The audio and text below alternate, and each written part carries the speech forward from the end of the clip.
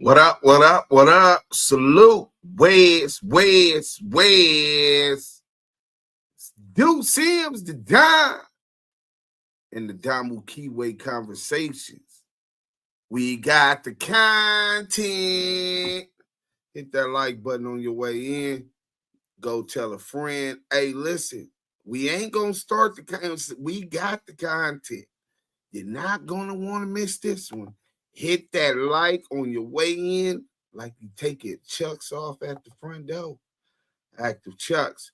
Edward Bell, salute to y'all homies. Much love and respect to the West Coast from the 318 Sweetport, Louisiana. Free the big OG you. Deuce keep riding these fools. We gonna ride them, man. We reacted to WACK100 confronted on No Jumper podcast by Ant Jefe. Don't care about nothing but what the checks say. You know what I'm saying? Let's get to the content. I think y'all should really tap in. Share this with your friend. Y'all ain't gonna want to miss it. CS2 back. Shout out to everybody that's on IG. I'm posting I'm pinning where you can go watch the content at if you don't want to watch it on YouTube. Might be a better experience. Hey, check me out, though. We on Twitch at Active Chucks. We on YouTube at Active Chuck. Facebook, IG. Let's make sure we run that up and share this content. A Dose of Reality TV. The motherfucking GOAT, nigga. You know what I'm saying? The mother Fam West TV. Hey, look, y'all taking y'all time. I'm going to take my time. You know what I'm saying? Matter of fact, we're going to start just getting to the content. Y'all regulate that chat. Shout out to the Blue Wrench Mob. Always on their job. We're going to go ahead and get to this content one more time. Hold up. Let me get over here. Boom. Shake that. Go get this one. Hit the like. Let me know what's popping. Bam, I think it's this one. Hey, a Dose Reality TV. The bro. Since y'all ain't hitting the likes, I'm finna enjoy myself. I get to the content when y'all hit them likes, man. Get our people up in here, man.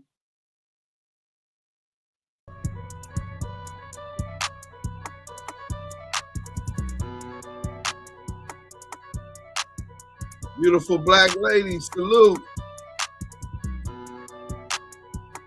Big Marcus, what up? Salute, Quazoni, what up? Movers and shakers. I talk to dog.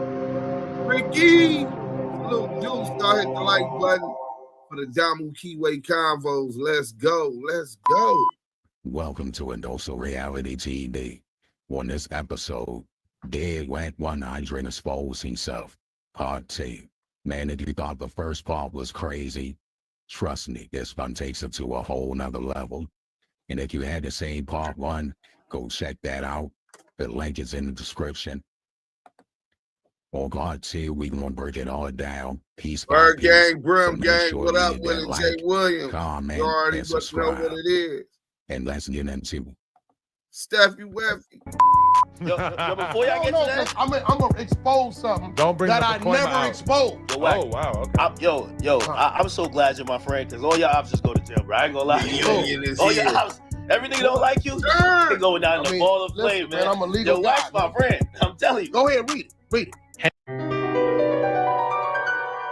This who we dealing with. Do you know who WACK100 is? Well, We know he's not a day one from his section. Go stream that section by Yael featuring Joe Moses and Coyote. That's real. Alonzo Zoe Scott. I talked to dog. Criminal history is minor, but he has been linked to the Bloods. And we know the real reason why, someone like me is being attacked. It's the positive stuff that I'm doing. And I got one more thing before I go. It's just I gotta say it. How ironic, it's just how odd is it that it's just one guy that everybody's beef with Mike B ends up with a Rico. are inside of a Rico. This one guy that everybody beef with. Y'all know who he is. Now Hoke has got a Rico. A hoe. Wack is a hoe.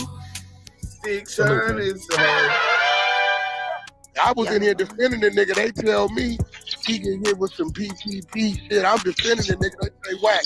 At the end of this video, he say everybody that get into it with Wack get caught up in a Rico. What got that to do? Is it that it's this one guy? Is it that it's Nina, this one what guy up? That everybody's beef with ends up with a Rico or inside of a Rico. Everybody knows what pork that is. With your I'm in there defending this nigga. Ah, man. 600 the police. I'm CS2 back. I mean, he's got a year. Hold on. We got to mix that in the song. I'm pretty sure some of them niggas. Hold on. We need to do that. I'm in there defending this nigga. Ah, man. 600 the police. I'm CS2 back. I mean, he's got a year. They put it off. I'm pretty sure some of them niggas they kept in custody. He caught up in some other niggas Rico what it looked like. And, you know, anything they had on them niggas and anything and anybody involved in it, boom. You know what I'm saying? He like the low fish. He like the low fish. They definitely gonna get at him though. They gonna get at him. They gonna try to make it. They gonna want to know who approached him. What we did the move for. They gonna get at him. Hey pork butt. And me knowing Hulk is his state of mind right now. Shit. Hey, ain't no time. Like, comment, and subscribe to A Dose of Reality TV or face the beatdown. He going down the way he went down. He ain't coming back. Yeah, he said he missed the ticket to trial, so He said what? He missed the ticket to trial. Nah, he better not take that shit to trial. Yeah, it's different everywhere you go. Georgia's laws is not like New York. No. See, there you go again. You ain't playing with Georgia's law. You playing with federal law, mandated the same way across the country. Ain't no Georgia law. Ain't no Young Thug. This is federal law. No state, baby. You don't play with It's not like the children. No. No state, baby. You don't play with It's not like the. You don't play with that. Like the Rats! Bless, what up? No Georgia Fed. There's no Georgia Fed. It's just the federal government. Reggie over pot calls him pork butt. I told you, dudes, don't be fucking with Veggie. I'm gonna strike your page, nigga. You nigga know. I'm a make a nigga kiss the ring for Veggie, right?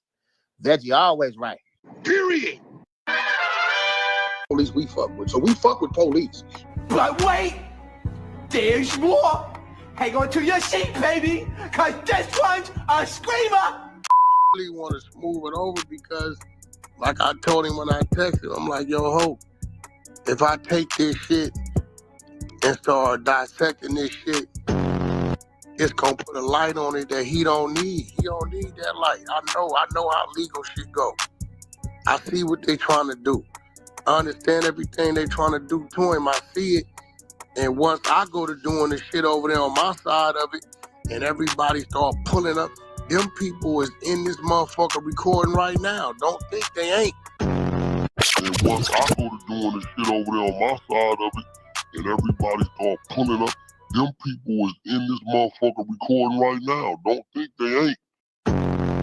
You gotta remember, I got a group of niggas out here under a Rico, and I'm reading they work. Clubhouse shit, podcast shit is all in the work. What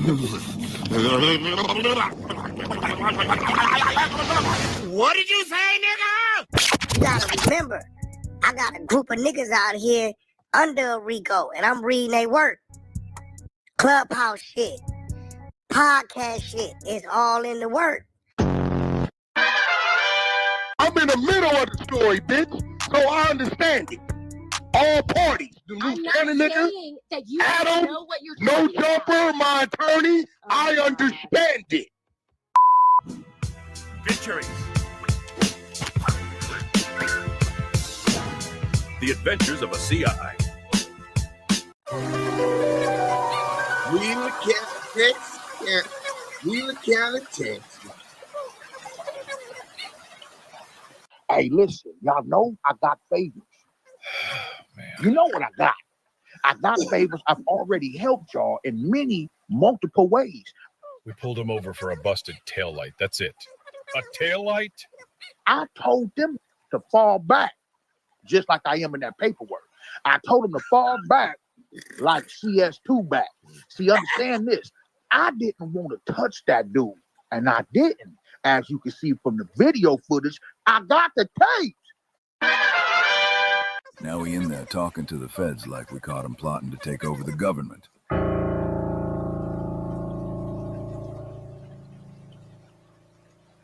Did what they wanted to do, and they did to do without me doing anything to do it. Bro, he asked for the FBI. We didn't even bring it up. Said he got information. Man can't even spell information. Now, you can take what you want from that information. The information is given because I gave it to you. Like that. In the video form of having videos of all the criminals' activity. Just wanted to give him a ticket and go to lunch. Now we might be in a Rico case. Because I told him to do it, and then I didn't do it because I knew they was going to do it, and I'm going to do it and give it to you. Next time I'm ignoring taillights, I swear. Period. Victory. The Adventures of a CI. Go like, comment, subscribe. Hey, Dose of a Reality TV. Support this thing. So I at some point, I'm like, bro, can you kind of that like clear button that up? you just came I don't in. want to defend myself because if I have to defend myself, it's gonna open up doors to all kind of shit. It's gonna open up doors to all kind of shit. I'm telling you, I don't want to do that. I promise you. I gave the man my word. I wasn't gonna speak his name in no disrespectful manner 6 months ago. We talked. So I don't know what the fuck I got to do with some shit I ain't got nothing to do with. When you make accusations like that, if I start popping it, niggas gonna start pulling up all kind of shit. And they gonna say, see, oh, that says he's this. I don't want to do that. I just really want to have a conversation. And they gonna say, see, oh, that says he's this. Maybe he was emotional. I don't know what the fuck. If he don't know the people, how the fuck I supposed to know the people? I ain't never been to that part of Georgia. I don't know the people. I don't even know what the fuck going on. We all got our situations. I don't even get what the fuck he meant by that. How a certain person that ever ends up with nigga, that's because your certain people was into some shit that ain't got nothing to do. When you find my name in the middle of some shit, or I'm named or suspect or something, then pop that. No, but we know who CS2 back is, allegedly. Yeah, and word is, he talked to Dog. He always get in trouble online, but the info he about to give us, gonna be something. And like he said, Mark, he tried to set up that three-way call shit. Like, we wasn't gonna trace that mess. But nigga, just cause a motherfucker over here say something about me and I say something about them that they've been investigating 5 years prior, what the fuck that got to do with me? Pin me to somewhere it says, based upon this for WACK100, that led us to this, and that. Okay, then you got me. But for him to do that, and I text him, and I'm still trying, because if I go on these platforms, it's gonna force shit to come out that he don't need to come out. And I text him, and I'm still trying, because if I go on these platforms, it's gonna force shit to come out that he don't need to come out. You're doing a great job, and you kept your word. Everyone we sent you after is either in jail or already sentenced. If WACK100 give a statement on the nigga, your ass going to jail, bro. They're going to say my word holds some credibility and some weight. They're going to say that. I don't give a fuck. If I ever told on a nigga, his ass going to jail, they're going to say, Beast, I'm a reliable what? Source. That's a reliable source. He's a known this, known that, known this, known that, right? These are facts. You're a reliable witness. You a source. You get locked up. That's it. That's it. I talk to dogs. Featuring The Adventures of a CI. Oh, Wack don't mess with loose cannon. Nigga. Y'all not understanding that I don't care. I stand alone all the time. When it come down to the Noah Jumper incident, I took the blame for it.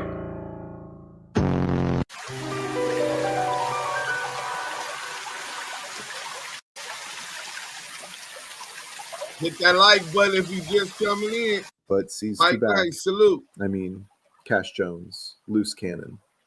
Ashley is what we call him. He went live that night and said, you said firmly, nephew, time to make an example.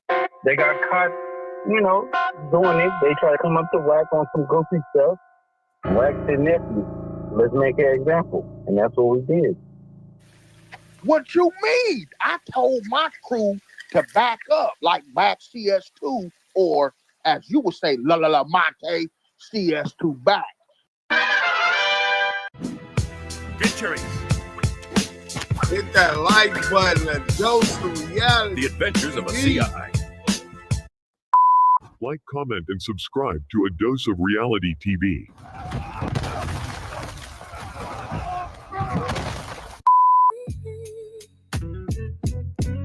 You all hoes for that. 600 a hoe. Wack is a hoe. Reggie is a hoe.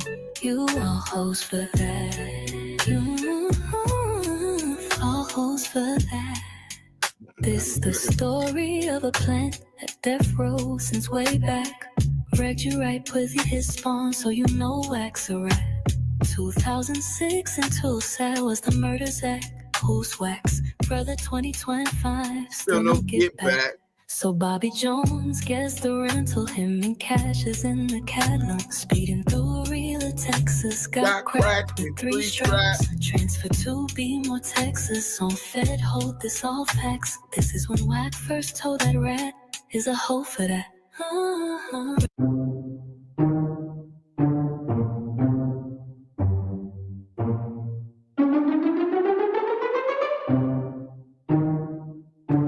And that's all, folks.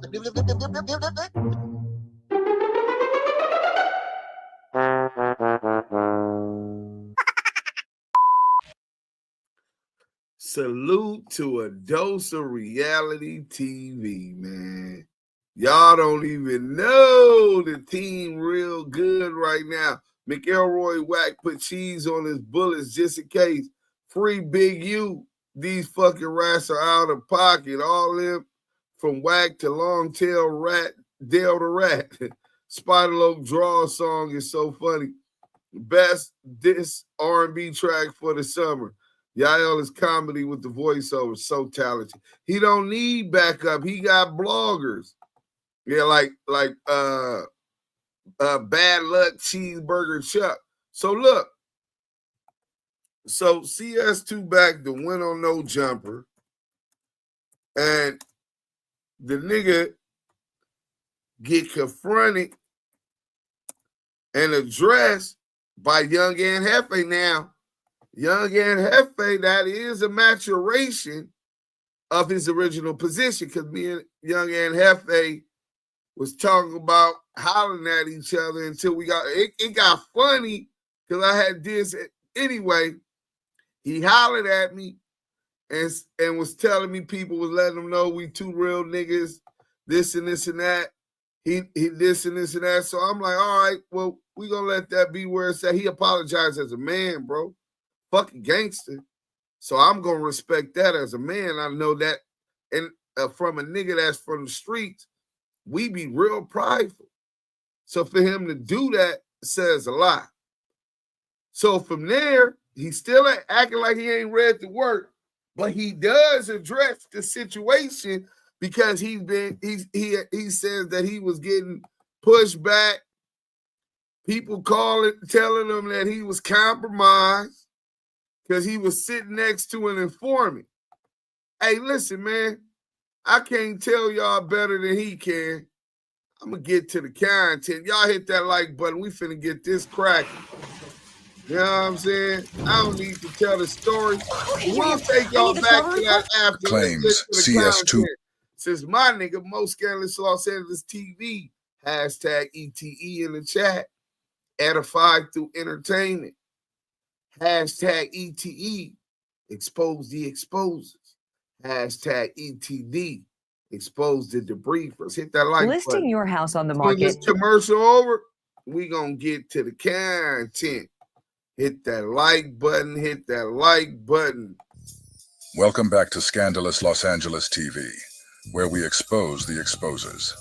Finally, somebody put CS2 back on the spot, down at his place of employment over at No Jumper. Jay Williams. The other day, he sat on the panel with Lush One and Ant Jefe. Shout out to Ant Jefe, because he finally did what none of these other podcasters seem to have the guts to do.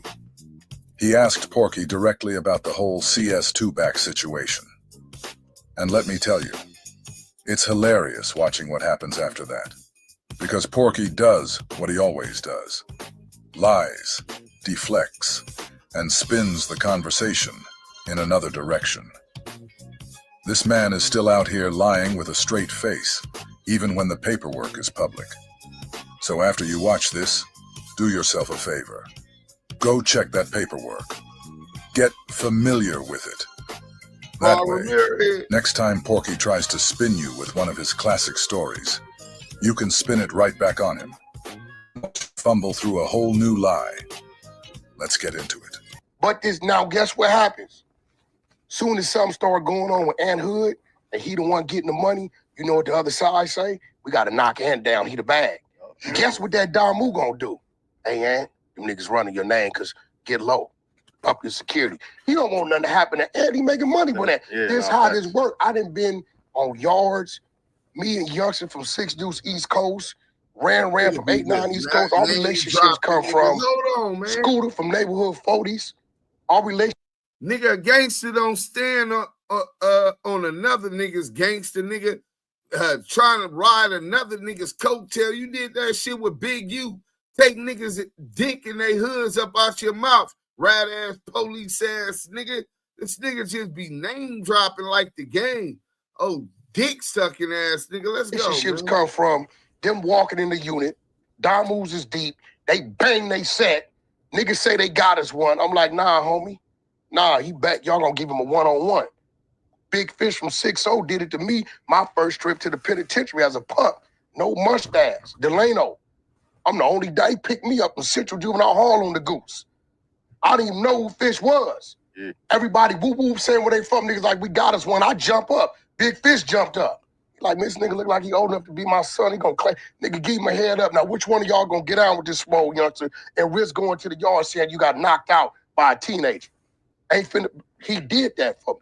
Scooter, rest in peace from neighborhood 40s. My dumbass homie is in their neighborhood. A broad invited him to the party.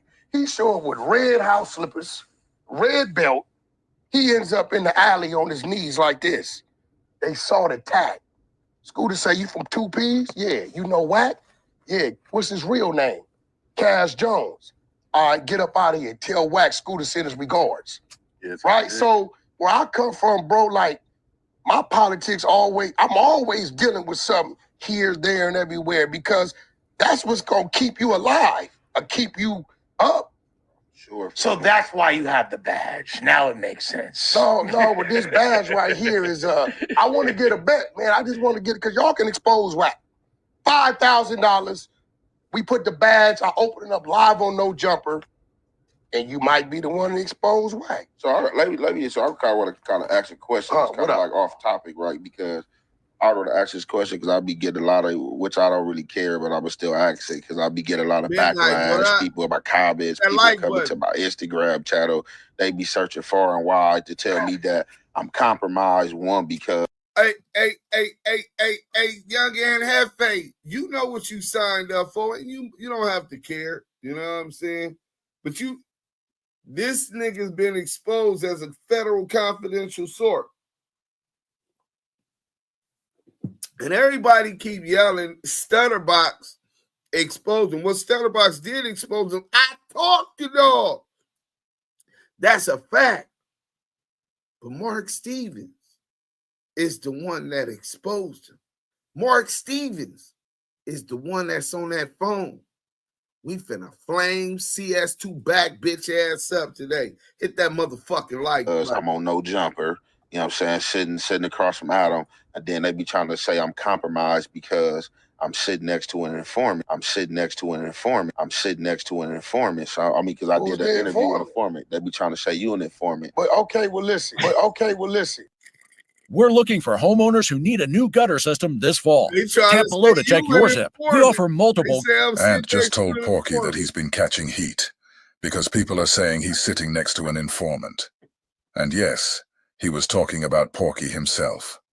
Now, listen closely to how Porky responds to that. Because instead of clearing the air and shutting it down with facts, Porky, in classical fashion, completely deflects the topic to Rick Ross. This is classic pork loining right here. But okay, well, listen. I called Rick Ross. I told Rick Ross, Freeway Ricky, use an informant. Why is he talking about Freeway Ricky? He told me to go get the paperwork. For sure. I went and got to work. I sent him to work. Niggas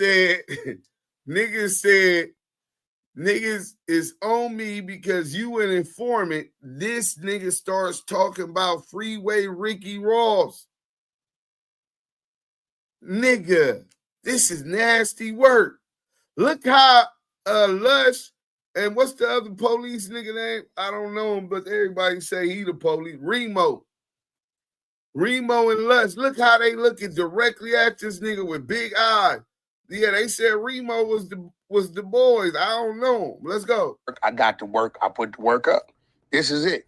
So you wasn't cool with Rick the last Yeah, time? we was. Yeah. Let me tell you what's crazy. We was doing something on Big Meech on my StreamYard, I think. So after we was running it, this was crazy. Loose Cannon says, name drop, then Loose Freeway Rick a snitch too. I say, man, that nigga told on the police. I don't care about that. If you Google right now, Freeway Rick snitch on police, it'll pop up WACK100 defends Freeway Rick on this, right? He said, no, Ohio, New York, club was in Miami. He sends it. So when he sent it, I read it. It's on my YouTube channel right now, right? So that's why it was funny the other day. When Vlad called. This is funny the other day when Loose Cannon calls Freeway Rick. Man, I heard what he trying to do to you. You didn't that sent the work. We never even knew about it. So now I had to get with the exposers, tell them go search Ohio, pull the work and send it. And they sent it. I sent it to bro because I seen bro run his clip. Bro was taking the stand that I took. But like the police, we don't care about that. I didn't care about that, right? I don't care about dead bodies. I die and you go to jail. And you can use me to get out of jail. Put it on me. I'm gone. Something to say, you told, that's telling. Told on the dead body. No, I'm going home. I'm gone. They can't charge me, right? So I sent it to him. This ain't the police you telling on. These is drug connects in New York and Ohio and Miami, shit like that. I told him I fuck with Freeway. I said, bro, I didn't dig into it because I didn't really want to. Every now and then I do some bitch ass nigga shit. I select the politics. I do. And if you ask me, I'm gonna tell y'all that. It looks like Porky just threw Love's Boys under the bus. Again. Now remember, Love's Boys has been swearing up and down that they don't selective politic. And all this selective politicking niggas is doing, that causes division. Division causes weaknesses. Everybody is doing their own thing because niggas selective politicking, bro. Niggas are saying this is cool, saying this ain't cool. That causes division. I'm not bending my rules, nigga. I'm gonna stand on my business. That's been their whole stance from the jump. We expose everybody. But now Porky just admitted that he does selective politic. He chooses who to expose and who to protect. So while they're out here calling themselves exposers, Porky just revealed that if he likes you, your paperwork doesn't see the light of day. This is exactly why I've been saying. Oh, yeah. Like he still never ran the 1090 Jake shit. That nigga's supposed to burn that Mountaineer up. 6ix9ine, he cool with that rat. Snow Silly, he cool with that rat. The Minnesota Meatball, he cool with that rat. Blue the Snitchy, he cool with that rat. Stutterbox, I talked to him yesterday. That's what he said. Every time you talk to him, he just talked to Stutterbox. But he telling us Stutterbox the rat. Hey, man, I guess this shit is different. Let's go. Hey, we done exposed the exposer. That shit is dead now. Let's go. His job is to tear down specific people. People who are building something, who have momentum, who might actually be doing something positive. That's who he targets. And now he said it himself. He's selective. He picks and chooses. And in doing that, he just threw Love's Boy's whole narrative in the trash right under the bus. Don't forget, this was Porky's response to Ant, telling him that people are saying he's sitting next to an informant, referring to Porky himself. Porky has not addressed that at all. Instead, he shifted the conversation. You know, if I fuck with you, I'll fuck with you. You know, I did some bitch ass nigga. You know, it's some real shit. So who the fuck put this? So my question is. So Porky tried to duck the question. But Ant wasn't letting him slide. He didn't let Porky weasel his way out. Porky was clearly trying to run, trying to change the subject, deflect, do what he always does. But Ant brought him right back to the beginning. Who put this, like, the shit they keep attacking me about? You are, it's the main streets. It's the main streets. It's the main streets. So now Porky's basically letting it be known. He knew exactly what Ant was talking about the whole time. This is CS2-back's kryptonite right here. He never wants to touch this topic. He hates it. But this moment right here proves he knew what the question was about. The whole time. And instead of answering it, what did he do? Deflects to Rick Ross. The CS2 back shit. That's now listen, if you read have you read the work? Have you read the work? Have you read the work? The work said, whoever this dude is, he's a low-level drug dealer and he's in fear that his family members in the main streets will be hurt. Okay, for the record. Porky's been speaking for about 30 seconds. And in that 30 seconds, he's lied twice about both of the things he just said, the paperwork said. Lie number 1. He said the paperwork claims CS2 Back was a low-level drug dealer. False. Lie number 2. He said the paperwork claims CS2. Back was afraid for his family's life in the main streets. Also false. The paperwork never says a word about CS2 Back being any kind of drug dealer whatsoever. That's a complete lie. The paperwork also never says a word about CS2 Back's family living in the main streets.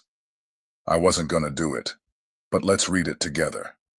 I want to make sure you guys see how much of a liar Porky is. After we read this, ask yourself, why is Porky lying about what the paperwork says about CS2 Back? CS2 has provided reliable historical information concerning the MSMC organization. However, CS2 is only aware of certain aspects regarding the organization's criminal activities and narcotic distribution network.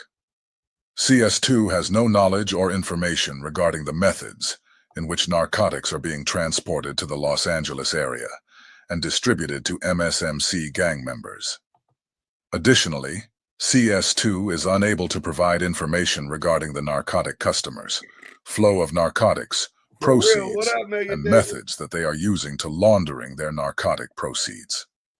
CS2 is only able to identify a limited number of MSMC gang members.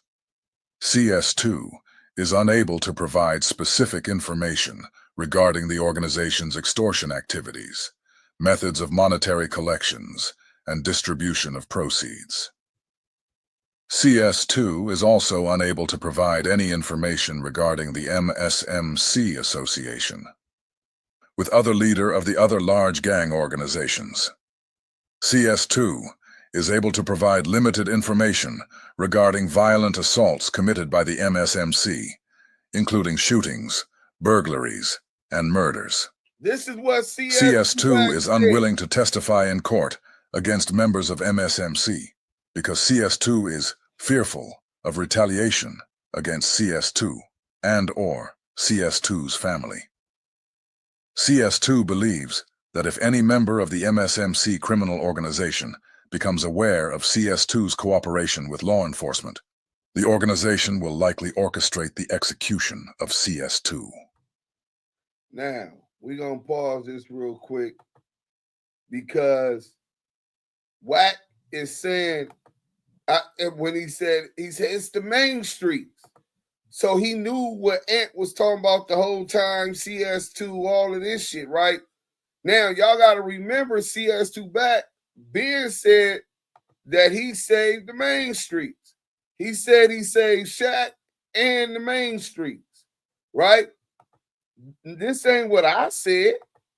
This is what he said, right? Where's that video at? I should have it. I might have messed it up. Let's go here. Boom.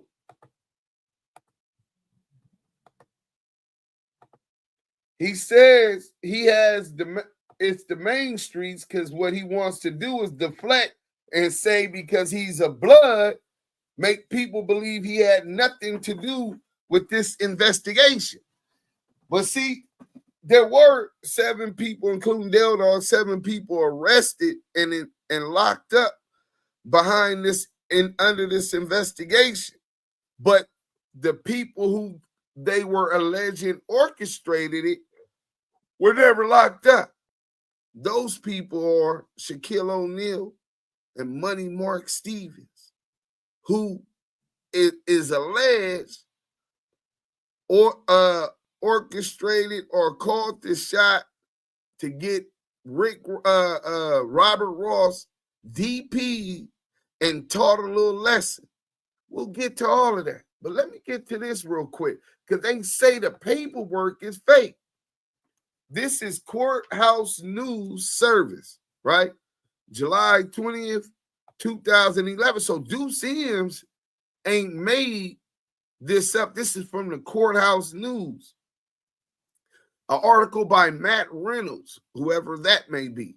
Los Angeles CN, a record producer, claimed gangsters acting on Shaquille O'Neal's orders abducted and beat him to retrieve a sex tape of the former basketball having sex with a female, not his wife, right? This is, they said, a record producer, right? So that's Stutterbox claiming that gangsters acting on behalf of Shaq abducted and beat him to retrieve the sex tape of Shaq having sex with a female, not his wife.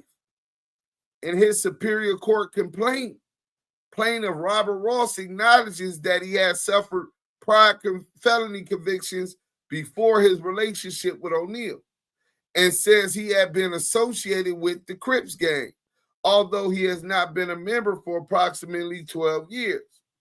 Ross claims that in addition to having Crips kidnap and assault him, O'Neal also ordered him to kill a member of the Dogtown Gangster Crips who had disrespected O'Neal in front of his wife, Shani, to kill a woman who O'Neal had impregnated and paid for her abortion, to kill a renowned record producer, and gave Ross an order to break an NBA player's shooting arm.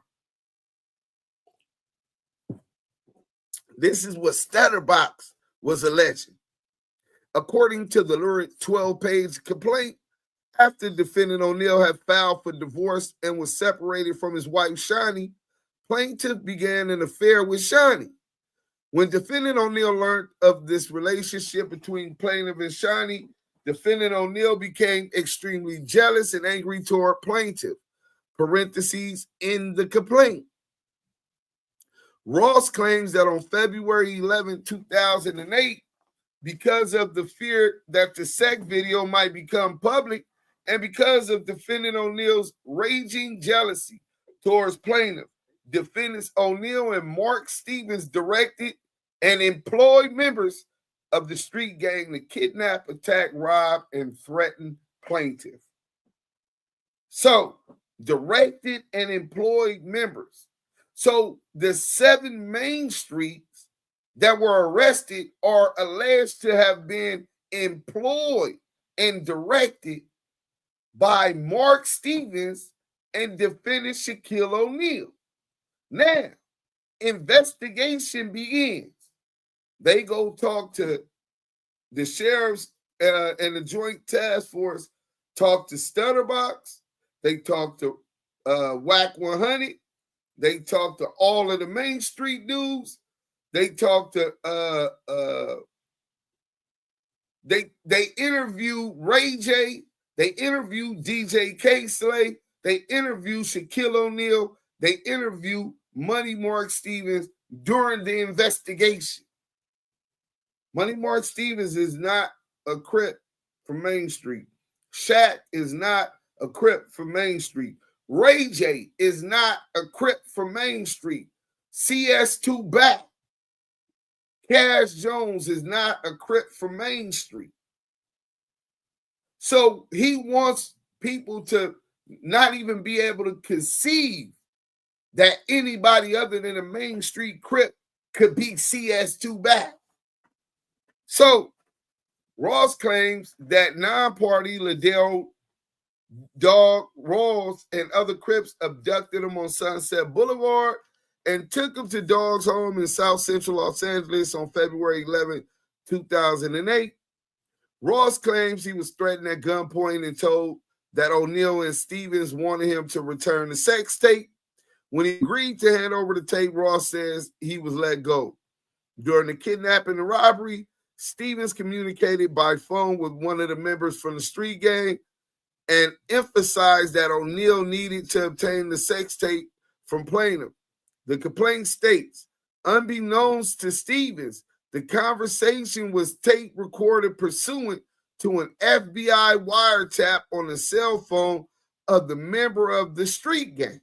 So Mark Stevens, his own wiretap, talking about this nigga Box got to get lined up. They need to get the sex tape. Did y'all just hear that? Money Mark Stevens was caught on tape, on wiretap, telling Dale Dog, FBI wiretap, telling Dale Dog that that Shaq needs to get the sex tape from Stutterbox. Ross claims that the Crips also stole jewelry, a Rolex watch and $15,000 from him. In an interview with Courthouse News, Ross's attorney, Mark Overland, said Ross is fearing for his life. This lawsuit is an insurance policy because it shows he's willing to put out in the open names,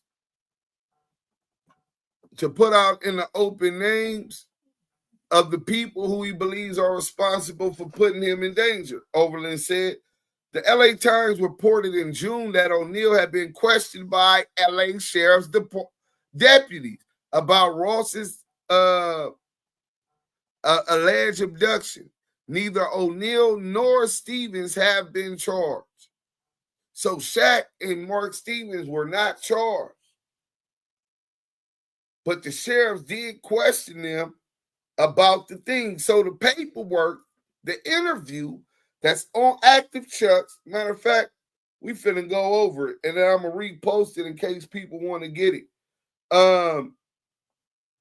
Shaquille O'Neal, that's not fake. Remember, Wack said he came back with 14 more pages. Well, in that 14 pages, you have those interviews, Ray J's, Shaquille O'Neal's. We released that. Ben released that. But this is Courthouse News Service validating and verifying that they were questioned by the LA sheriffs. You want to know what sheriffs that was? Detective Michael Coet and Paul Fournier and the Joint Task Force in his complaint. So if all of you guys talk to the Mainstreets and all these people talk to the sheriffs and the task force, where WACK100 statement at? If we got everybody else statement, where the fuck that nigga paperwork at? Blood need to bring the work to the yard or roll this shit up. Hey, CS2 back. You need to go bring your paperwork to the yard. It's a paperwork party, nigga.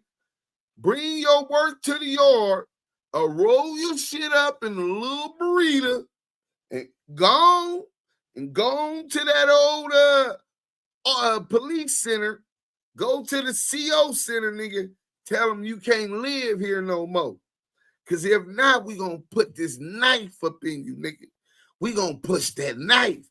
Hey, roll your shit up, nigga, in a little burrito. This nigga got to bring his work. But look, since you want to issue out $5,000 challenges, nigga, make it a dub, nigga. $20,000 for you to bring your statement to the Joint Task Force, to Detective Coet and Paul Fournier. $20,000 that you can't bring that and not be the rat, not be CS2 back. See, and I'm not talking about the first time you went to go talk to the Joint Task Force. See, a lot of people don't know CS2 back went and talked to the feds multiple times about this. Let me finish this paperwork, and then I'm going to play the audio. We got proof. WACK100 admits he went to the FBI headquarters on Wilshire, off Sepulveda. So that means you met with the Task Force 1. Then we got Greg Kading admitting that he met you and your lawyer at your lawyer's office. So that means y'all met up twice. You say the Mainstreets, you plugged them with Greg Kading, right? So they had been questioned by the sheriff deputies about Ross's alleged abduction. Neither Mark Stevens or Shaq was charged. In his complaint, Ross claims he was once O'Neal's close personal friend and confidant. Ross seeks punitive damages for false imprisonment, kidnapping, assault and battery, robbery, conversion of personal property, and intention infliction of emotional distress. Ross also claims that O'Neal breached the contract by failing to pay him his share of profits after he signed the singer Ray J to O'Neal's record label Deja. And that was 100% fact. Stutterbox.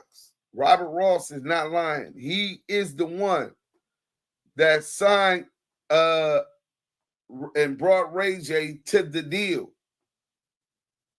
Brought Wack into the deal because they need to talk to Suge. So they tell him to set up the meeting with Mark Stevens and Suge. Mark Stevens talked about that, right? And they did breach the contract and didn't pay him his royalties. He wanted royalties of it. You know what I'm saying? So that shows that shit was true. Now we're going to go about these two meetings. See, you ain't supposed to be meeting and talking with the feds in the first place. You know what I'm saying? Like, since when did these gangsters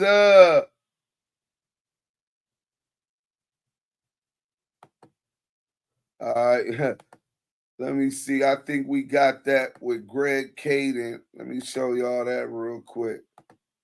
Because it's nasty work when the same detective you brought to try to save you admit that you not only talked to him at the FBI headquarters, but that you met with him twice. Why is you steadily meeting with the Fed? You had a whole lot to say, my nigga, and you not the informant?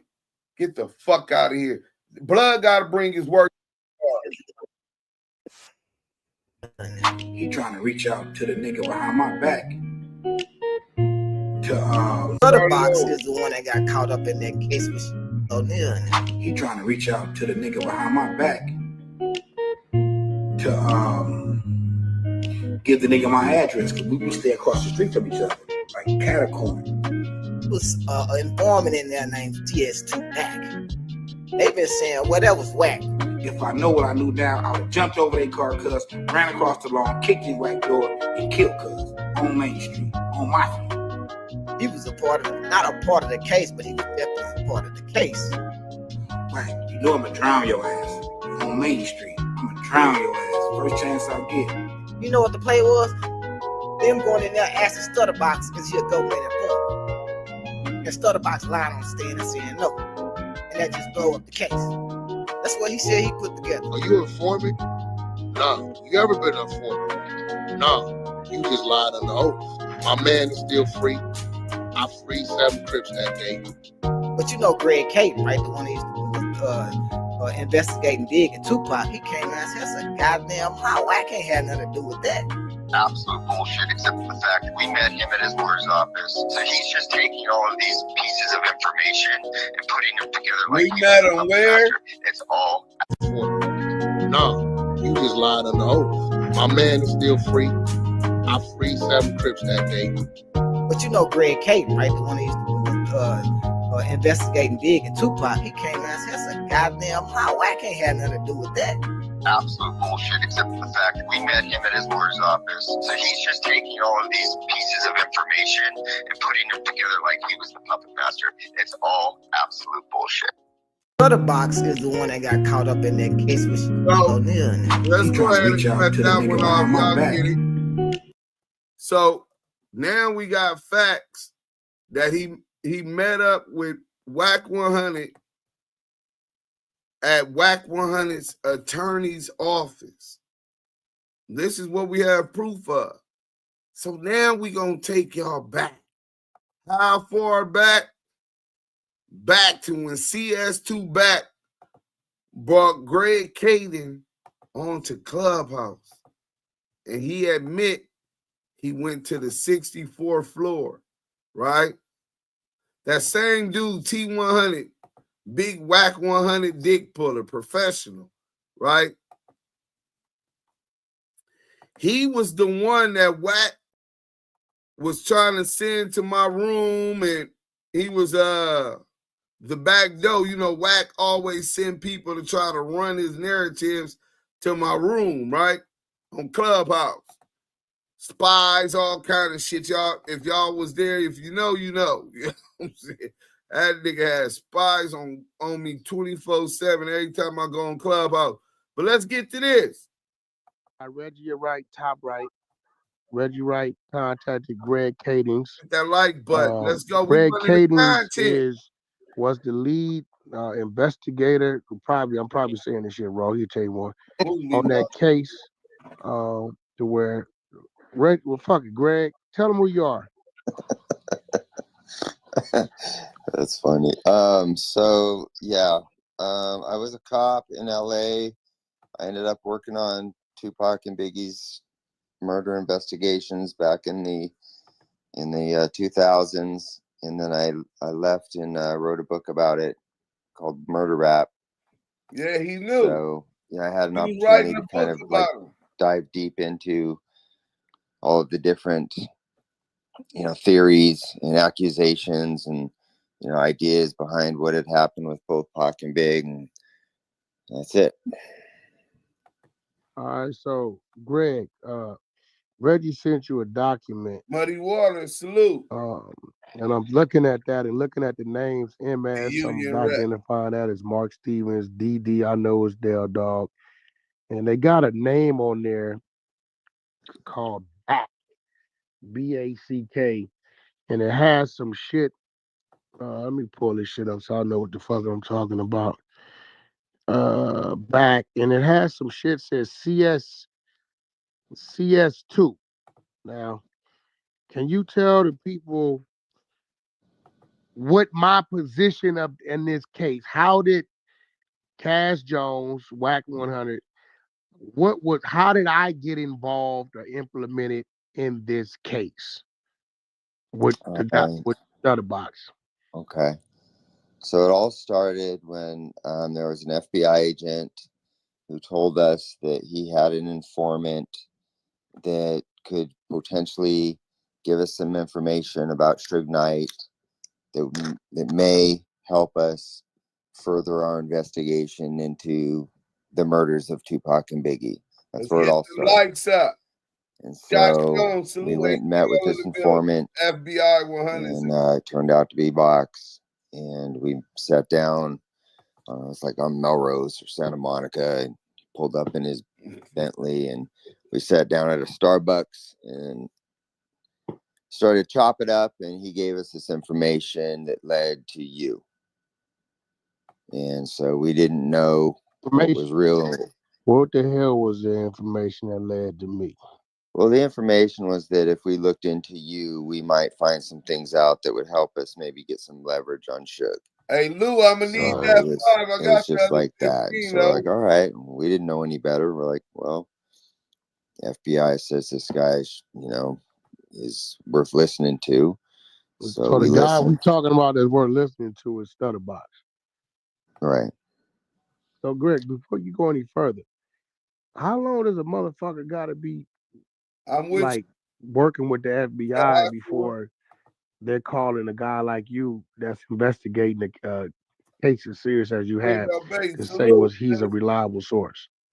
Well, Greg, explain to him the different level of informants you have, and that answers the question better.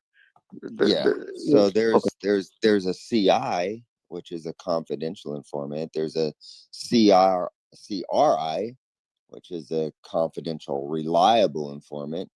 There's a witness. There's different levels of informants and sources of information. And so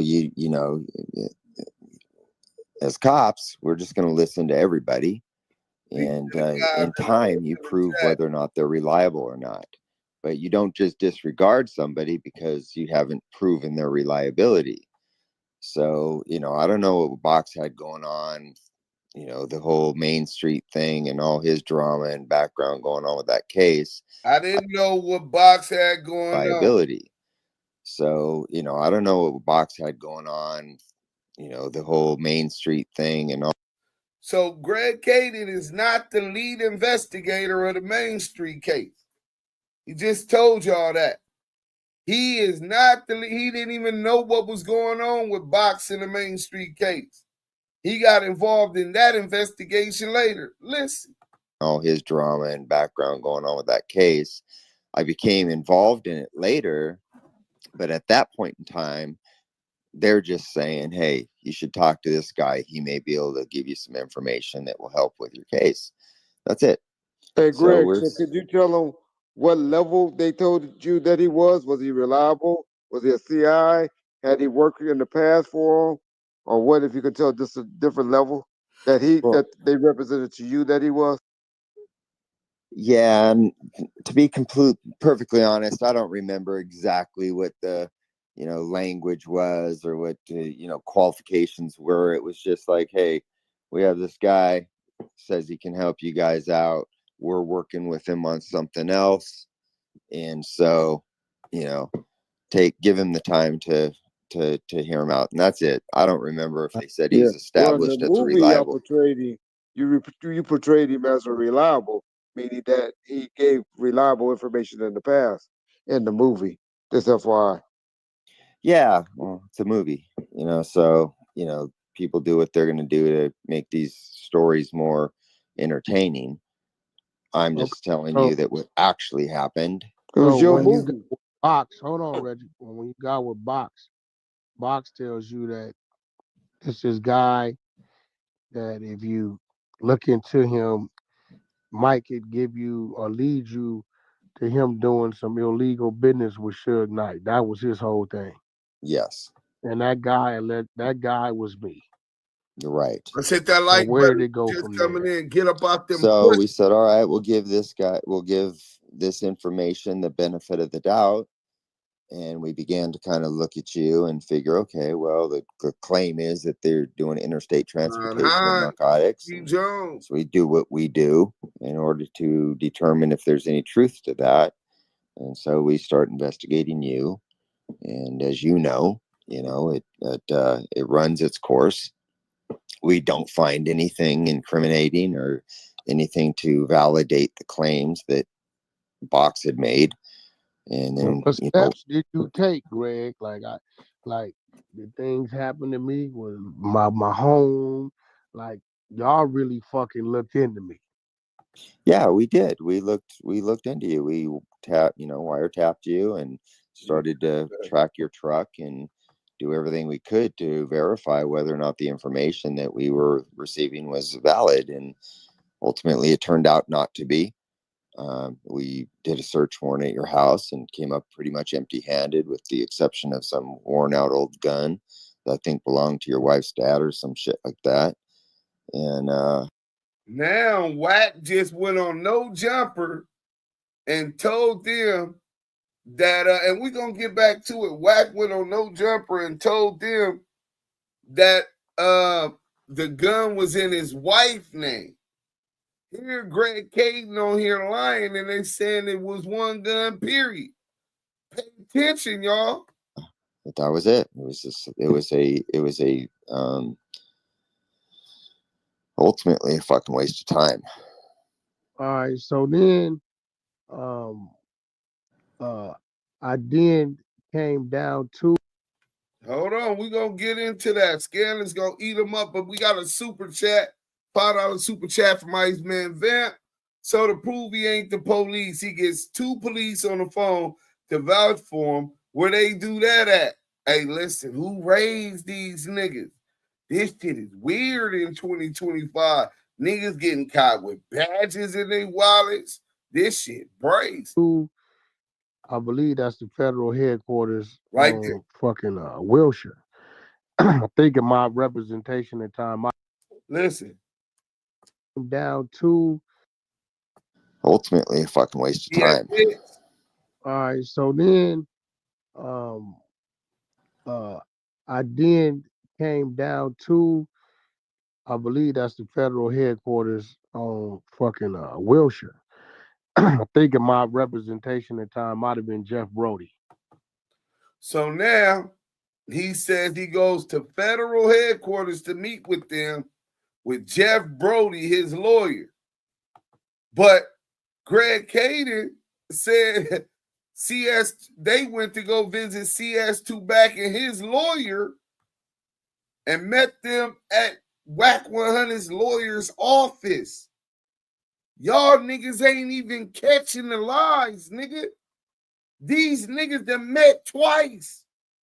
They wanted to investigate this nigga on a Sunday when FBI headquarters is closed.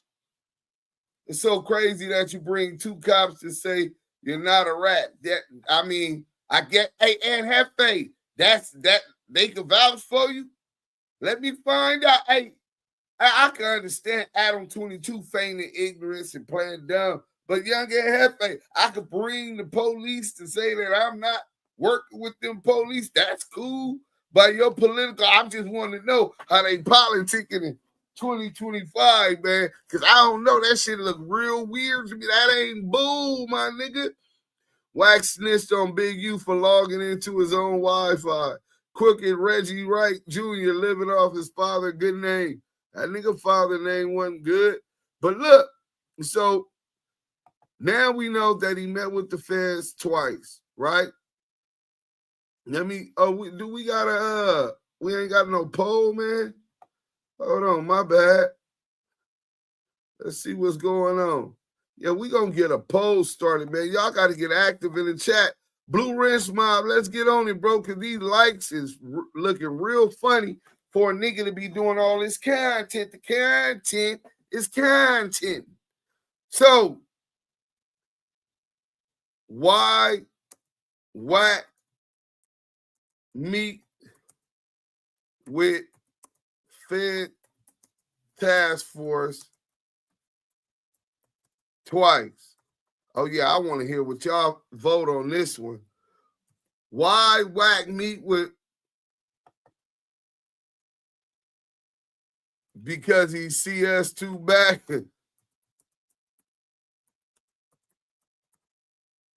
Boom.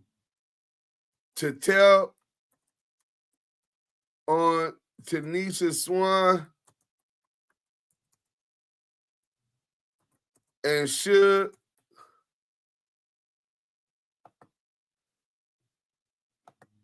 to tell on Tanisha Swan and should giving up his not giving up, providing historical evidence on Mainstreet Crips. Oh, they ain't gonna let me do it like that. I'm gonna take the G off the providing so that I can get that whole thing in there. Providing historical evidence on the Mainstreet Crips. All of the above. All right, so we got a new poll. Boom. So let's get back to the scandalous video, man. Hey, this nigga met twice. Why did he go meet the feds twice, nigga? We need that work, nigga. $100,000. You talk that big money shit, right? Let's get back to the content. Scandalous, I ain't forgot you, my nigga. Let me work. Fuck the union. Let's go. Hey there, landowners. Damu Are you tired? Conversations. Y'all make sure y'all hit that like button if you already haven't. Why is Porky lying about Bring it back a little. Becomes aware of CS2's cooperation with law enforcement. The organization will likely orchestrate the execution of CS2. So again, ask yourselves, why is Porky lying about CS2's role in all this? You just saw the paperwork. It never said a word about CS2 selling drugs. So why does Porky keep pushing that false narrative? The document clearly says nothing about CS2's family being in the main streets either. It says CS2 doesn't want to testify because he believes the main streets will organize his execution if they find out he's cooperating. That's his fear. And don't forget, CS2 back lives directly across the street from Stutterbox, who is a known Mainstreet Mafia Crip. So while CS2 back keeps lying, understand he's doing it for a reason. He's doing it because he knows this is about him. Good point. Way to catch that. 421 TV says Greg just confirmed Mark Stevens' story about the initiating wiretap. Man, just confirmed it. Nasty work. Let's go. Now that you've seen what the paperwork really says, the next time he shows up trying to spin it, don't let him slide. You've seen the truth with your own eyes. I've stepped foot in a lot of hoods, even your hood. Yeah. Right? I have never been on the ground with my feet in the main streets. I've driven through, right? But I've never been, I know a bunch of them.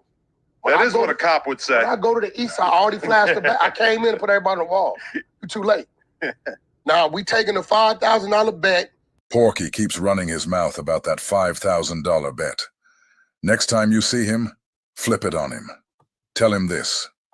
I've got a $100,000 bet that you can't show anywhere in that paperwork where it says CS2 back was a low-level drug dealer, or any kind of drug dealer, period.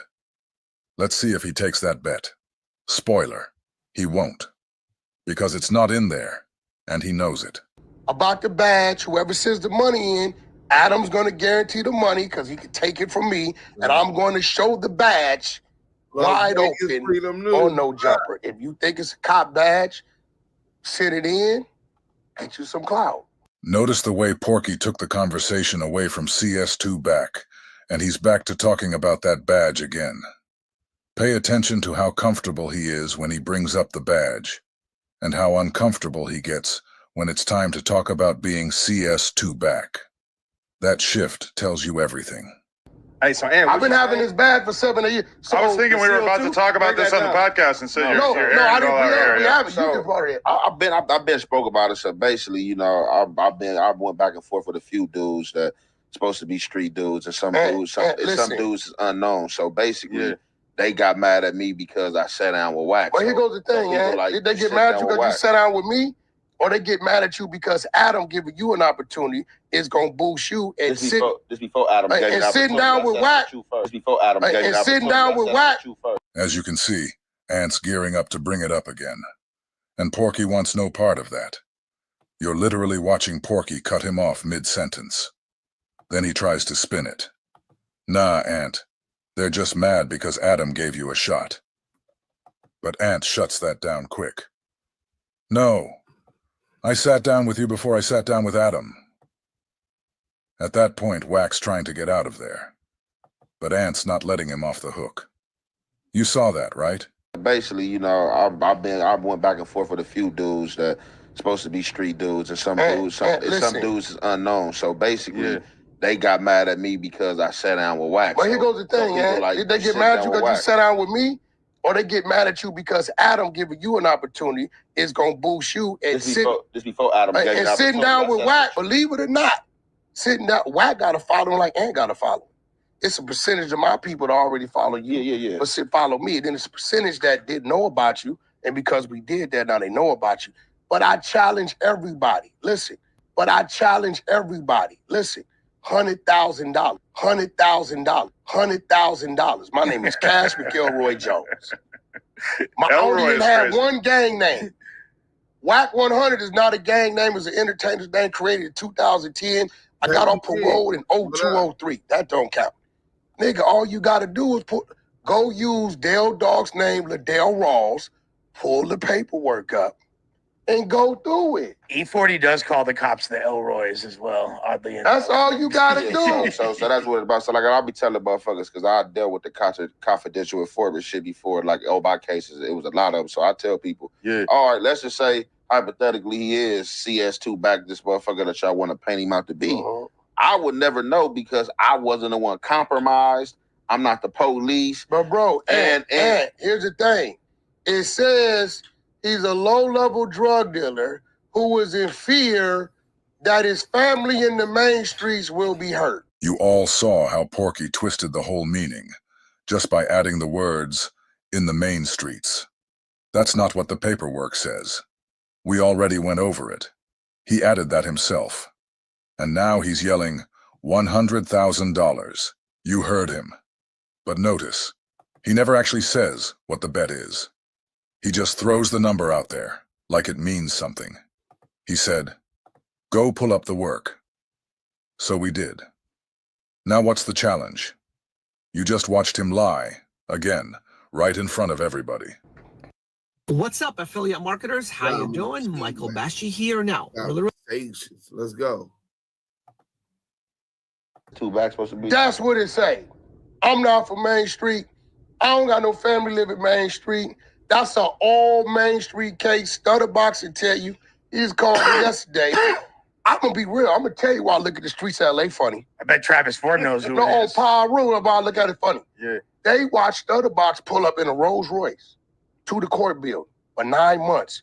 Get out by himself, walk in there, courtroom full of Crips and Muslims, take the stand and get out. Ain't nobody do or say nothing. 9 months. I know because he used to call me after he left. Niggas ain't gonna do nothing, they know. Porky said Stutterbox told on him too, but then turns around and says Stutterbox called him on the phone and told him, niggas ain't gonna do nothing. Well, you didn't do nothing either. So what exactly are you talking about? Wait, hey, look. At the courtroom, that shit kind of sick, though. This shit get tricky to do something like that. Hey, look, no, but look, see, look, no, it ain't. Look, no, so this. How many niggas done got took off in the... This another point I be wanting to make.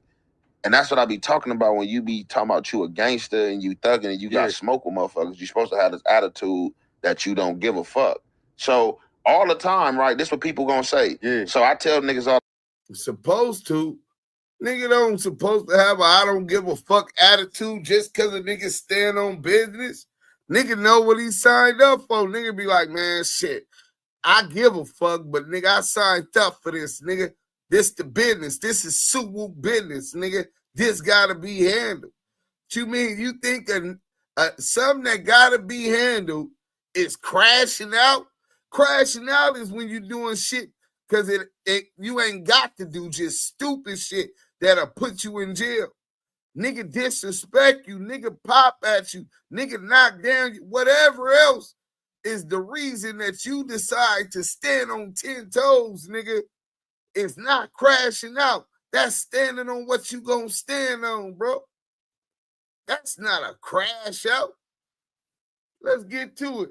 And on top of that, every nigga I know that take them field trips regularly, nigga, always thinking how they gonna get away, nigga. What you mean he ain't supposed to give a fuck? Maybe you never been in that mind state. I don't know. But yeah, my niggas ain't trying to get caught. In fact, they believe they the best and can get away with it. Let's go. Every time. all the time, like, all right, you want me to have problem with somebody that you really don't got smoke with. At the least, you might see them and go back and forth and somebody get between y'all. They not y'all even y'all might not even fight. Let me just give y'all might fight. Yeah. Y'all not trying to shoot each other, unalive each other, but you want me to have some type of beef. You know what I'm saying? And dudes be out here faking, bro. Like, dudes be out here faking, bro. But they be embarrassing each other at the court tanks now and, like, making So, that nigga took off on in court. So if a dude see a snitch right now, then you'd be like, oh, bro, you said dude was a dude. You on this, why you didn't get on him? Oh, man, shit, what you mean? He probably had the police following him. The police watching him. He the police. That's what it's always going to be. Somebody always... Hey, I don't know what type of niggas you been hanging with, Ant, but I'm just saying, for the last several years, niggas have been getting backdoored. See, maybe you just green to the underworld. Maybe you ain't as in with the in crowd as you claim to be. Or maybe you just ain't got your ear to the street like you claim to be. Maybe you just focus on what the checks say. But whatever, niggas done got boo-bop, ran, chased up out the hood. Niggas done got shot, all kind of shit, nigga. Nigga, it be selective politics, it be all kind of shit. But nigga, you just gonna tell what niggas is gonna do supposed to be street niggas.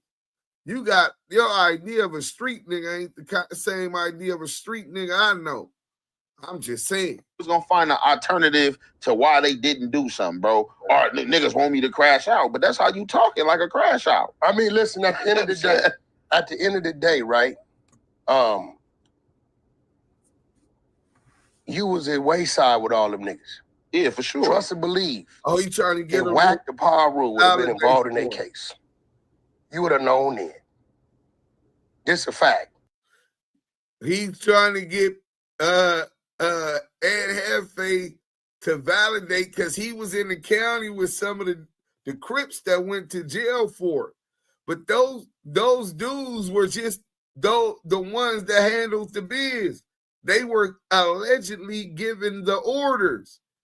Nigga, it's more than just those niggas allegedly. Shaquille O'Neal allegedly. Mark Stevens allegedly. Ray Gibb allegedly. DJ K Slay allegedly. CS2 back, nigga. He's trying to utilize the fact that he was in there with some niggas on the low end of the pyramid because he know that these niggas at the top of the pyramid are the ones that know what's going on. Why else would he say, ask Mark? Mark knows. He's the one that set up the three-way. Are we gonna get into that too? Let's go. I was never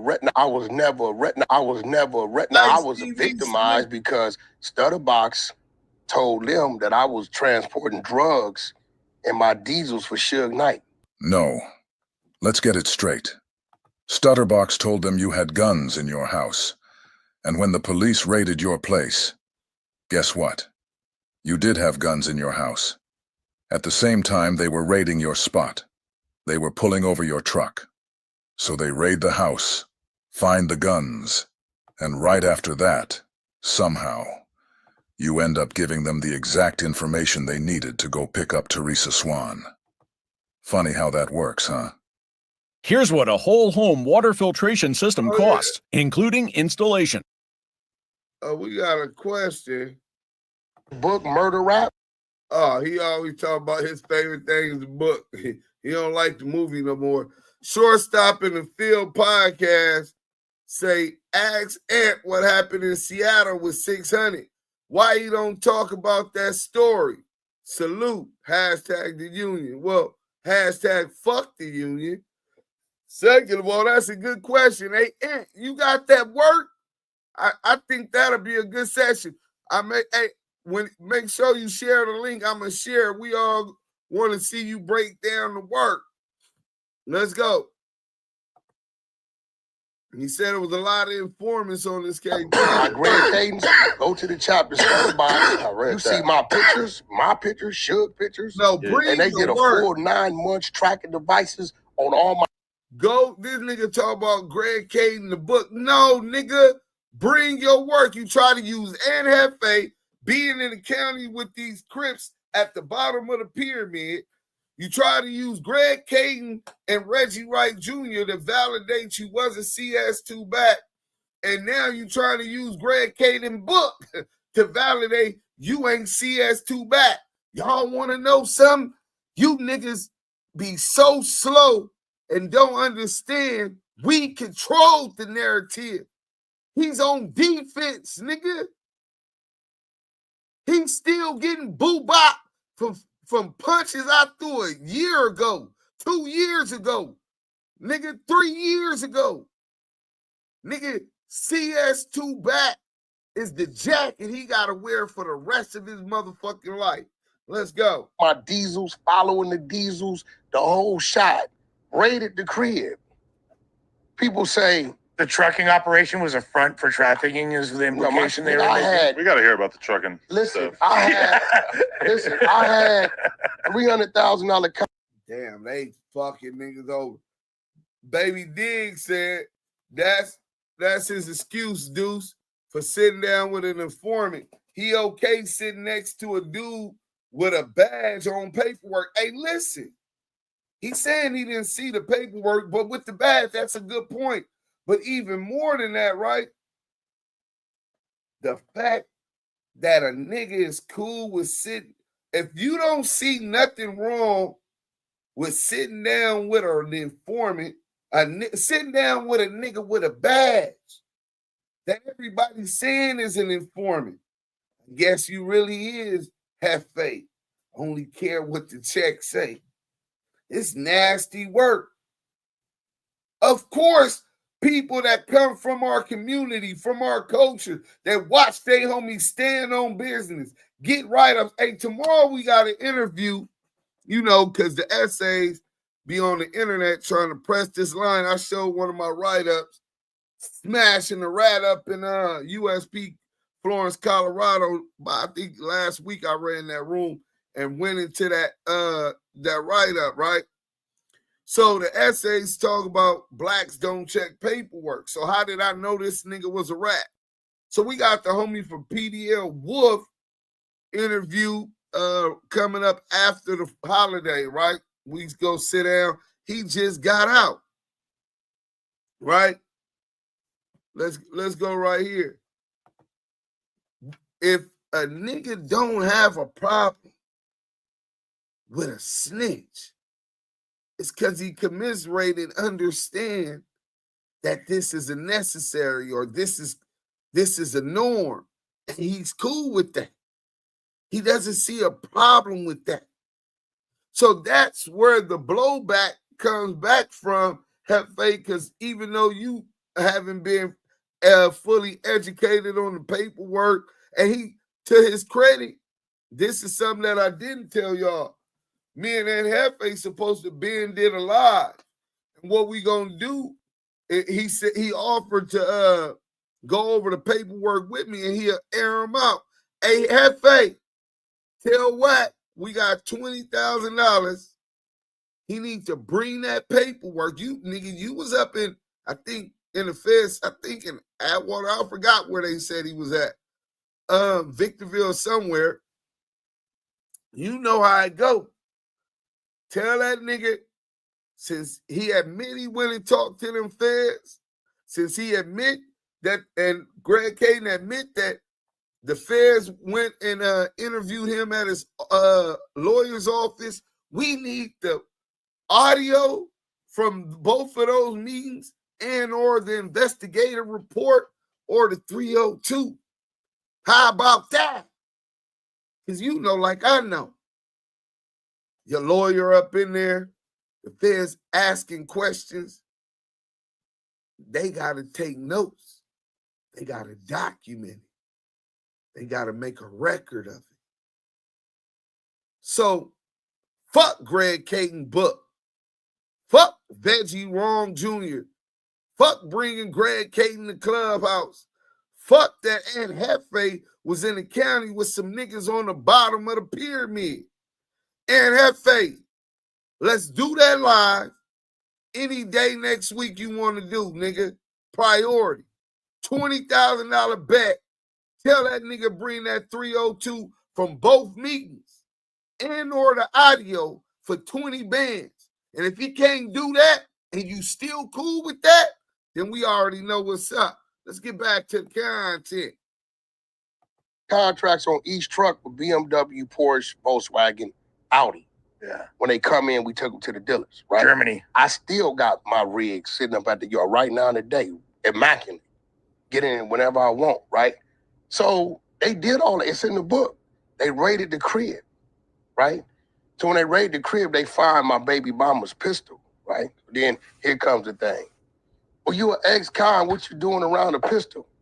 I own 5 houses in that area, another 8 in Atlanta, and 4, I had 4 you. Did y'all just catch what this nigga said?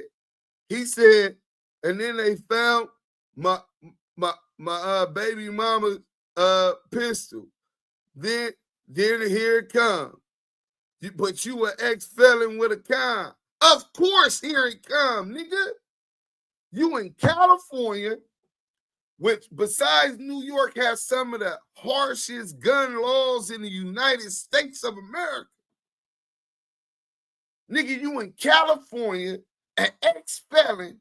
Nigga, the feds are on you saying they wanted to get leverage on Suge Knight. If they crack you, they could get leverage on Suge Knight, and Stutterbox told them that your house had guns in it, nigga. Greg Kading said he told him that it was like Fort Knox. And when they ran up in your house, they found guns, plural, nigga. And we gonna get to that. Just so you know, he trying to say it was just one, and that was Kim gun, but there was more. Let's go. Here it go. Of course, here it go, nigga. I'm not Ant Jefe. Nigga, when I takes blood, nigga, I lock and shake, nigga. Lock and shake like a pit, nigga. This nigga's talking about, and here it comes. Let's play that again, bro. That's crazy. Of course it's supposed to come, nigga. Find my baby mama's pistol, right? Then here comes the thing. Well, you an ex-con, what you doing around a pistol? I own 5 houses in that area, another 8 in Atlanta, and 4, I had 4 units at the time in Oklahoma, right? I haven't been a resident of California since 2002. You can't put me living in a house that I don't live in. That's where my baby mama, my kids is at. If that's the case, it's another house in my name around the corner and another one on the east side. It's registered to her, the gun? Yeah, that's her gun. Yeah. That's her shit, registered to her shit. Yeah. And when you read Greg Kading's book, he has nothing but praise for Porky. He talks about how respectable Porky was, how much they admired his entrepreneurship, like he was some model citizen. But one day, I'm going to show y'all the flip side. I'm going to show how much Porky disrespects Kading, the same guy who couldn't stop singing his praises. And based on Wack's own words, Greg Kading and his team are incompetent. Think about it. According to Porky, they raided a house that wasn't even his, found a gun that supposedly wasn't his either, took files, only to learn everything was under a corporation, didn't know where he really lived, had no clue he had properties in other states. It was so bad. Porky said he filed a lawsuit, and that's what made Greg Kading say he owes him a favor. When it came to Porky, apparently they got everything wrong. And yet Greg Kading still called him a great entrepreneur for it. Yeah, I'm gonna unpack all of that, piece by piece. Fucking a 6-shot something, right? Can I give you a 5-minute limit and then meet me in the other room? I've been waiting on you. Pause. I've been waiting on you. I just had to make one phone call. I just came in here. No, they told me you was filming and editing. No. Remo told me to come back here. No, I had to call. Said, I was calling Gumby. Who? Call from who? Yeah, Gumby's a trip. He's a trip. Oh, man. I can't wait to have him on. Gumby's a trip. Yeah, Gumby did a lot of years, got a big settlement. But if you're ready to roll, we can roll. All right, we could do a smooth exit, though. I'll leave, and then you leave a couple minutes later. Hey, so, random, this has nothing to do with no street shit. No. Skip the rental counter with Turo. Rent just about any car, just about anywhere. Hey, man, shout out my boy, scandalous, the Damu Kiwe Conversation, ETE. That was the content. Scandalous did it again. You already know what it is, nigga. So, just so y'all know, what are the requirements to be a resident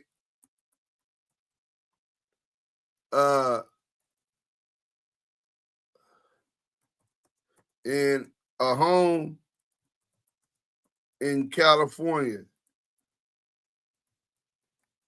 To be a resident of California. He trying to argue jurisdiction, nigga, on the internet. Nigga, this nigga making a legal jurisdiction argue.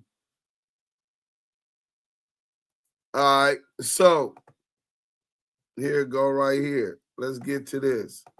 So he said, oh, it was my wife's gun. So let's go like this. So now we know why Kim was cuffed up, right?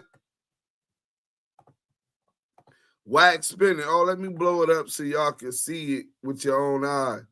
So in California, if a spouse's gun, so Kim's gun is found in the home where an ex-felon resides, the ex-felon could potentially face arrest and charges for felon in possession of a firearm, even if the gun legally belongs to the spouse. This is due to California laws regarding firearm possession by individuals with prior felony convictions. Elaboration: California law, specifically Penal Code 298-00, prohibits certain individuals, including convicted felons, from owning, possessing, purchasing, or having control over firearms, even if the gun is legally owned by the spouse. If the ex-felon has access to or control over the firearm, they can be charged with constructive possession. This means that even if the gun is locked in a safe, the ex-felon can still be charged if they have the means to access it. If he knew what the safe is, well, let me ask y'all this. Is it the man the protector of the home? If this gun is for the safety of their home, who would be called on to protect should a burglar arise or jump up in the house? The man. So you want us to believe that Wack didn't know the code if it was found in the case? Because for all we know, it could have been on the dresser drawer, right? So constructive possession of the pistol. Pay attention. Access. The key factor is whether the ex-felon has access to or control over the firearm, regardless of ownership. Spouse's responsibility. While the spouse is the legal owner, They may also face legal repercussions if they knowingly allow the ex-felon to have access to the firearm. So Kim is under the pressure of going to jail. This is why they handcuffed her when they find the gun. So let's get up out of here real quick, right? So let's talk about residency. Well, I'm a resident of Oklahoma. You see the weak ass shit he pull over. See this where the pushback come back. This where you really just go viral on the nigga. And this was your chance, and you fumbled the ball. What a loser, man! You supposed to, man, off with that nigga head, nigga. What are the requirements to California resident? You generally need to demonstrate both the physical presence. He said he owned 5 houses. That's a physical presence. And intent to stay in the state.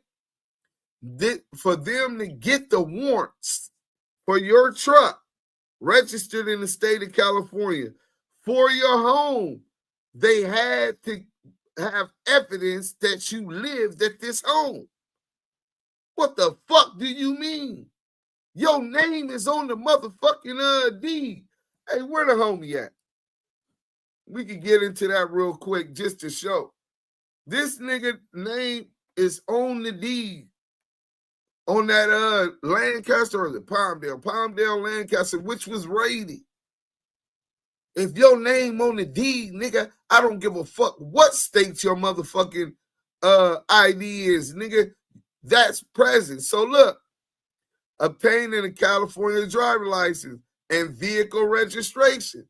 So none of your cars were registered in California, if applicable, and potentially demonstrating financial independence, especially for students under 24. You should also aim to spend more than 9 months in California and relinquish ties to your previous state of residence. Physical presence. You must be physically present in California for at least 366 days immediately prior to the residence determination date, e.g. the first day of instruction for students. So it ain't just that he's established residency in California. The Calabasas home is in his name. The game home that was just taken, that shit's up for foreclosure, right? So when he said I was a resident of Oklahoma for 20 years, who gives a fuck, nigga? You can have dual residency. People from New York buy homes and retire in Florida all the time and got residency in both. Nigga, the house is in your name. Guns is found in your motherfucking house. Your wife is kidnapped. Your ex-wife is kidnapped. Handcuffed. So let's go to this real quick, man. I gotta go get that. I'm gonna go get that residency thing. Y'all check this out real quick. Hit that like button, man. We cooking tonight, bro. Shout out my boy Street Certified News, man. We got yes.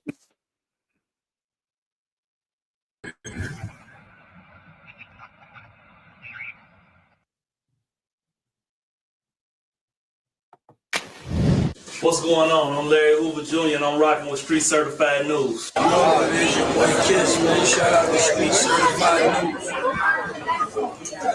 What's cool, hit him, Mr. Oh, yeah, y'all already know what it is, man. I'm rocking with Street Certified News. We got behind the scenes, man. We're gonna tie this bitch up. What up, it's your boy Bum J. We rocking with Street Certified News. Man, Street Certified News, man. Shout out Big Bo. Shout out Walker. Street Certified, man. Yo. It's your boy Marcel Guavo, man. Street Certified News. And we back with another one. This our first video, probably in like a couple weeks. We got some more videos that we've been working on, more long form stuff. some big cases that I think are very important. Like I said, man, we really want to start looking into these corrupt cops, these corrupt law enforcement organizations. There's a lot of judicial stuff, man. We're gonna be looking into that.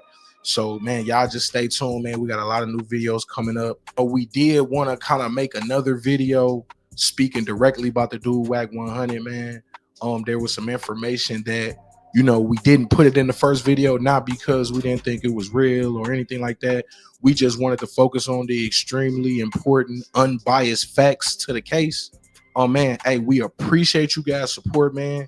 Again, this is one of those stories where, like, we're not that big of a channel, bro, but our story impacted the culture, man. We're gonna let you know, man, we did end up speaking to the dude WACK100. He had a lot to say. You know what I'm saying? He had a lot not to say. So we're gonna let y'all know about that later in the video, man. Hey, before we get started, man, the last video, man, we asked y'all to smack that like button and run it up to 1,000 likes. We had never asked for 1,000 likes ever in a video, and y'all like doubled that. I think the WACK100 video is like at 2,300, 2,200 likes or something right now. So, man, from our heart, man, we greatly appreciate that. For this video, hey, let's go up one more, man. Let's go 1,100 likes, man. So before we get started, man, let's drop 1,100 likes on this video, man. Stop. Smack that like button, man. If you rocking with Street Certified News, man, it will be greatly appreciated. It helps us in the algorithm, and it helps spread, you know what I'm saying, this real reputable street news that we be dropping, y'all. In the past couple weeks, man, we ain't really see no stories that was even really worth talking about. That's another reason why, you know what I'm saying, we ain't really dropped a whole bunch of videos and nothing like that. And to be honest, man, I was waiting to hear back from your boy Wack, man, because when I tell you, man, we spoke with Wack, we had a pretty decent discussion, and I was kind of waiting to hear back from bro before I dropped this video. I told him I'm dropping another video. This week's video, we're going to speak about WACK100 responding to these allegations that he is CS2 back in the 2008 Mainstreet Mafia Crips kidnapping case.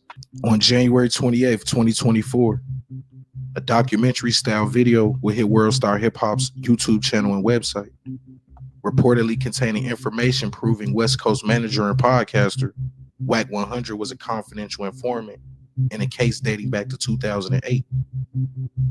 Doing further research on the case, after the original video had already amassed over 2 million views on the Worldstar platform, we at Street Certified News were going to find additional information.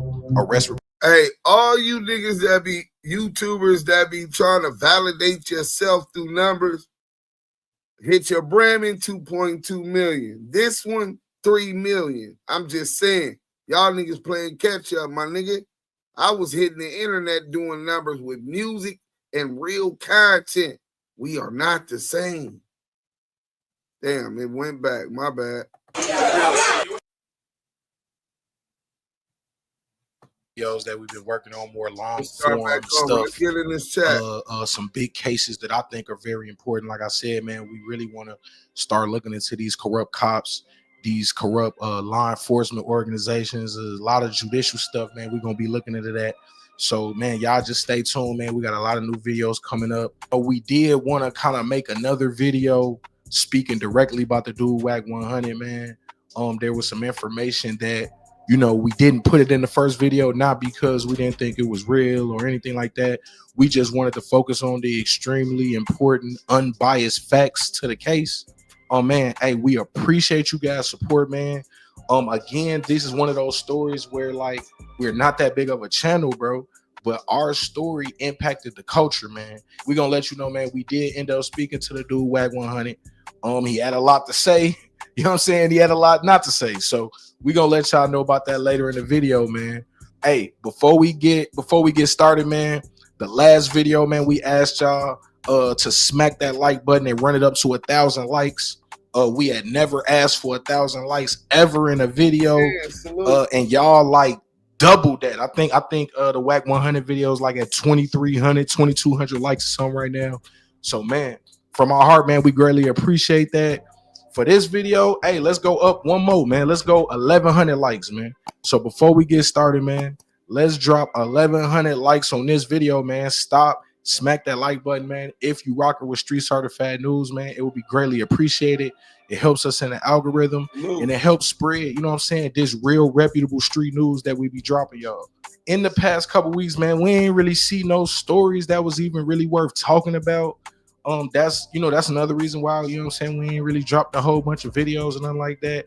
And to be honest, man, I was waiting to hear back from your boy Wack, man, because when I tell you, man, we spoke with Wack, we had a pretty decent discussion. And I was kind of waiting to hear back from bro before I dropped this video. I told him I'm dropping another video. This week's video, we're going to speak about WACK100 responding to these allegations that he is CS2 back in the 2008 Mainstreet Mafia Crips kidnapping case.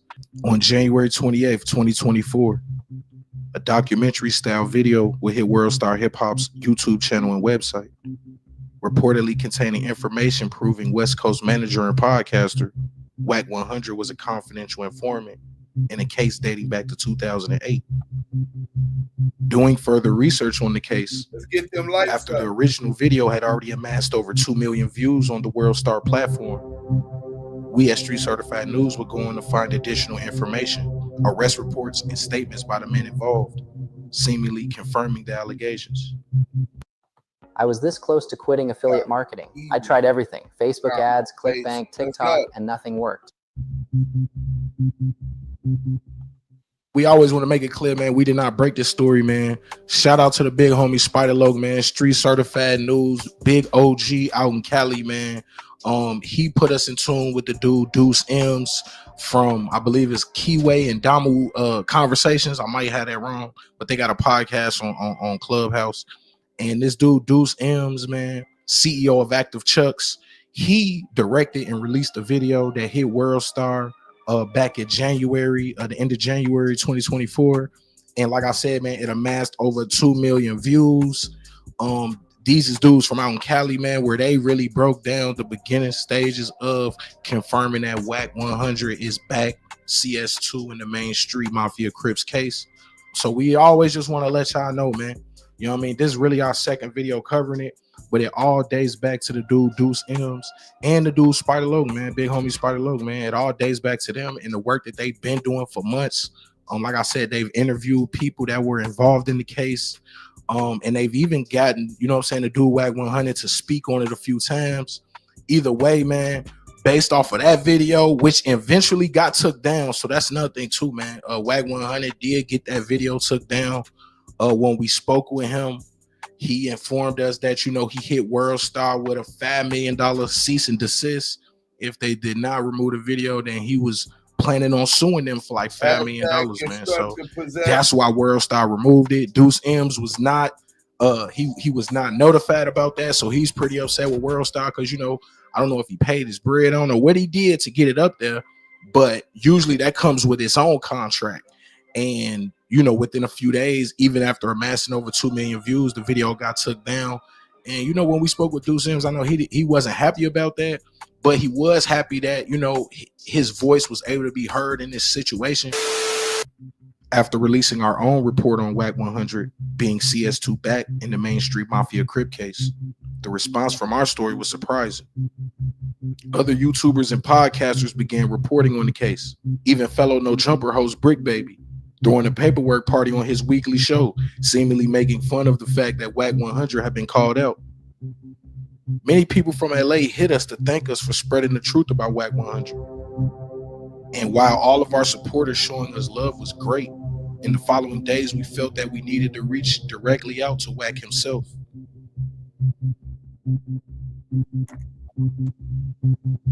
With the response we had, with everything kind of going how it was, man, we thought it was extremely necessary to reach out to Wack himself. When we dropped the original video, we made it clear that we were not trying to jump on Wack's back. We don't hate WACK100. I don't even know WACK100. We have made videos in the past mainly about things he said about other people and kind of injecting himself into street politics that's not really his business. But we let that be separate from how we looked at this case. And because of kind of the amount of support we got, we felt the need to reach out to Wack. So through our own contacts, you know, we spoke with WACK100 on the phone, and you know, he did not want to make like an official statement. He didn't want to do an interview. He didn't want to do anything like that. But he did state that he had nothing to do with the mafia case. And he believed that, you know, Robert Ross was the only informant on that case, which, you know, like I said, if you watch the first video, we know that's not true. Robert Ross was a witness. He was the victim in the case, but there was a confidential source 2, and I'm assuming there could have been a confidential source 1. I don't know if that would have been Robert Ross, but either way, our first video when we were speaking about WACK100 was directly about confidential source 2, which he said he wasn't that guy. Again, we know that not to be true. During the conversation, we also let WACK100 know that we would likely be making another video kind of just backing up, you know, the original video. You know, I believe the original video stands on its own. So if you just watch that, you'll know everything you need to know about the WACK100 case. This video is just more about an update about him and what he said during our conversation. Like I said, he let us be known that if we were to make another video, which we are right now, so like I said, here you go, Wack, we making a video. He could potentially send us the same paperwork that he sent Worldstar Hip Hop. He claims that Worldstar Hip Hop was his first legal victim when it comes to, you know, this news coming out, and he basically told us, hey man, you're gonna be victim number 2 if you keep making these videos about me. So although we did take some time, we checked out the, you know what I mean, we talked to some people, we figured some shit out. Here come the second video, Wack. So, you know, I guess the ball's in your court. WACK100, he did at the end of our conversation, he asked me if I wanted to come on Clubhouse and I guess talk about this in front of, you know, his friends and fans and supporters and stuff like that.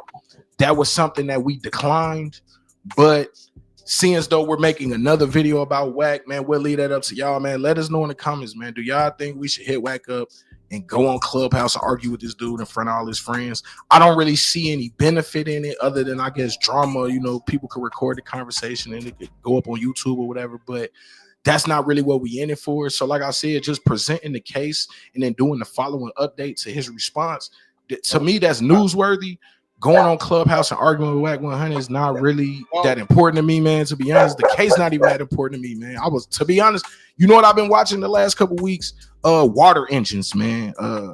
Hydrolysis, turning water into hydrogen to power your vehicle, man. It just be so much more stuff that's important, you know what I'm saying, than WACK100. Ever wonder what the Social Security tax is? In this edition of Tax Tips by TurboTax, we'll explore what it's for, how you pay it, and how much.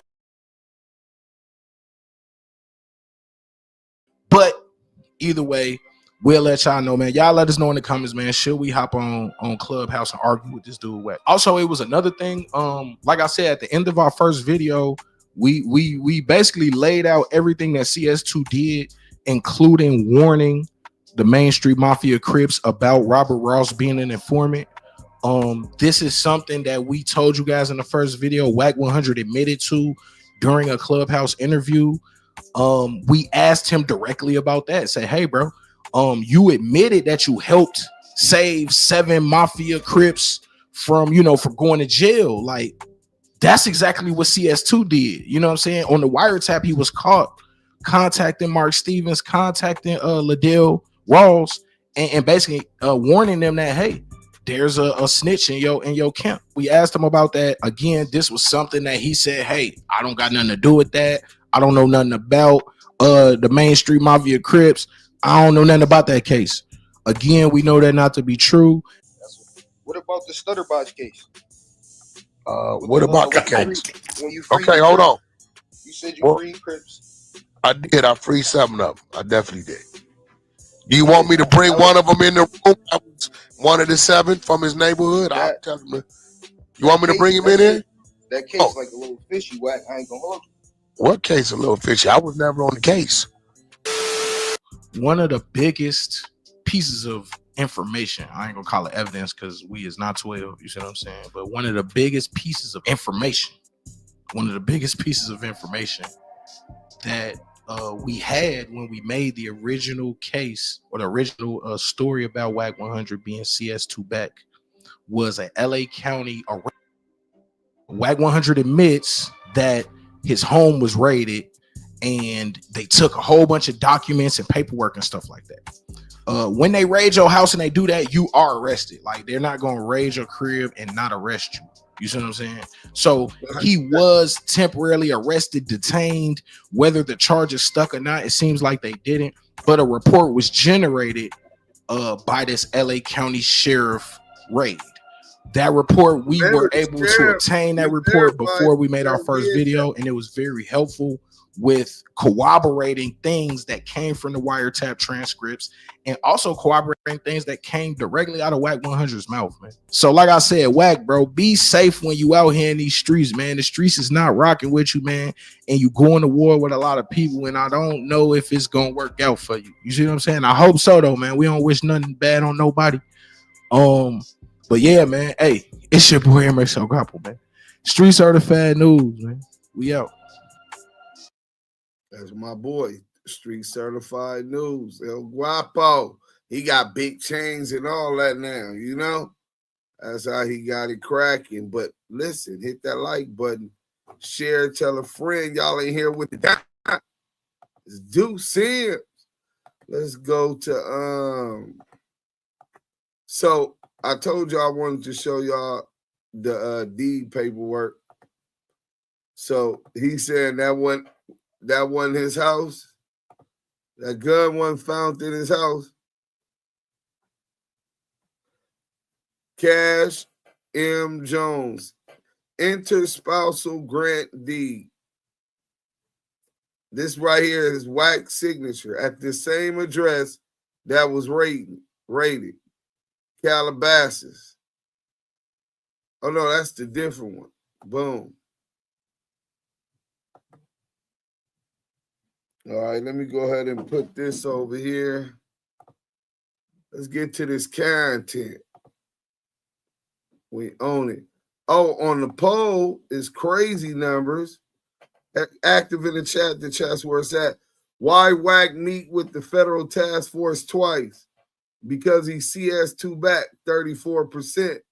To tell on Tanisha Swan and Suge 7%. Providing historical evidence on the Mainstreet Crips, that's 3%. All the above, 57%. Damn, 100% rat. I don't know how Ant Jefe don't see at least one of them. Let's get to the content, though. Oh, I gotta go back. Let's start it back over.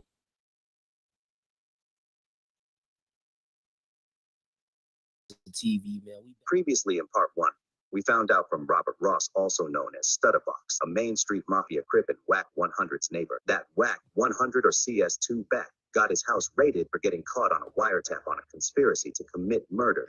What is it exactly you want to clear out? And I air it out, clear it out, however it got to go. On the video, when you said something about conspiracy to murder, what actually did you hear on audio of WACK100 that the feds had, but haven't charged him for conspiring to murder? His house got raided because he was on the wiretap with Dog. You know, he allegedly gave Dog my address, homie. If I get killed, whoever gave him my address gonna get conspiracy to murder. But if I don't get killed, they can get conspiracy to attempted murder because they shot up my Rolls Royce, put 17 holes in my Rolls Royce. Let's play Stutterbox talking to Wack. This is what I'm trying to figure out, though, Box. Help me understand this, because me and you both know that whole case was your thing. What is Mark saying I had to do with the case, bro? Wack, listen, in the paperwork, it said you tried to call Dog, remember? I tried to and he call wouldn't take Dog. your call. And I said it to you. He said he didn't talk to you. He wouldn't take your call. Dog said he was cool. He didn't want to talk to you in the paperwork. That's what you said is going off of what that whole Main Street shit, that was your play. I had nothing to do with it. I was a victim. Because they said when Dog called you, his phone was hit. That's how they got on your line. No. And you claim that's what they say, what? No.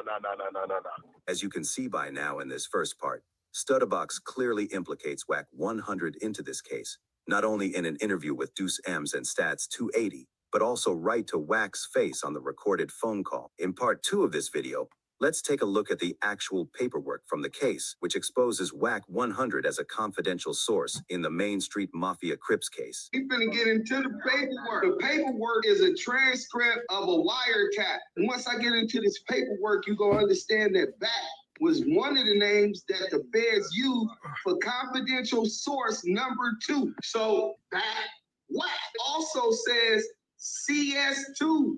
Back CS2 for those who don't understand. Code word for confidential source. But once I get into this paperwork, you're gonna understand that Back was one of the names that the feds used for confidential source number 2. So Tiny Draws told that nigga, you on paperwork, nigga. Yo, what's up, Back? What's up, Back? And didn't nobody understand why he was calling him Back.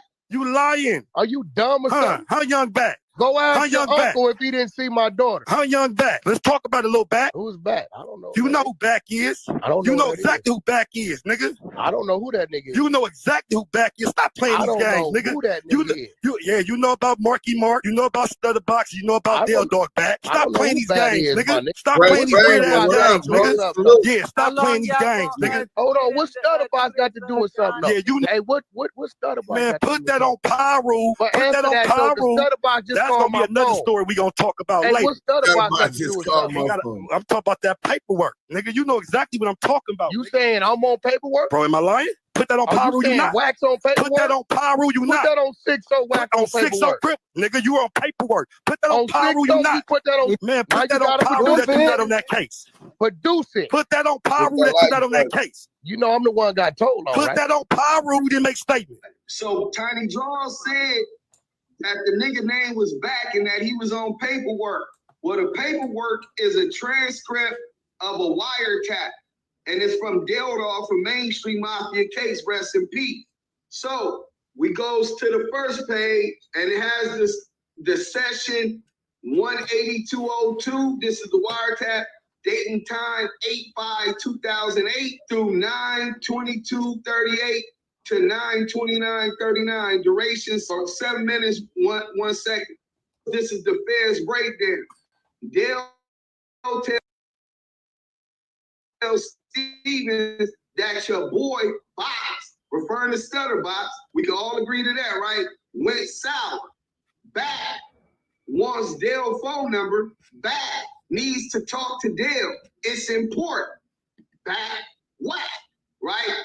But it also says CS2. Back.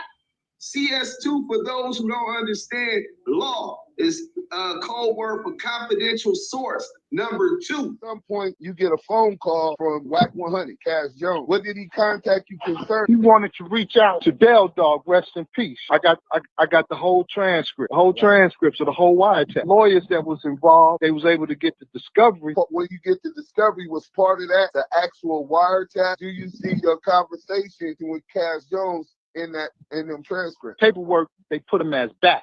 B-A-C-K. I kept asking the lawyer, like, who the fuck is, I ain't talked to no Back. And they said, nah, that's Wack. But they put him as Back because he a blood. Was this Back also referred as confidential source number 2? Yes, sir. So you get into Dale talks about Box incident and Back wanted to talk to Dale. Wack wanted to talk to Dale Dog.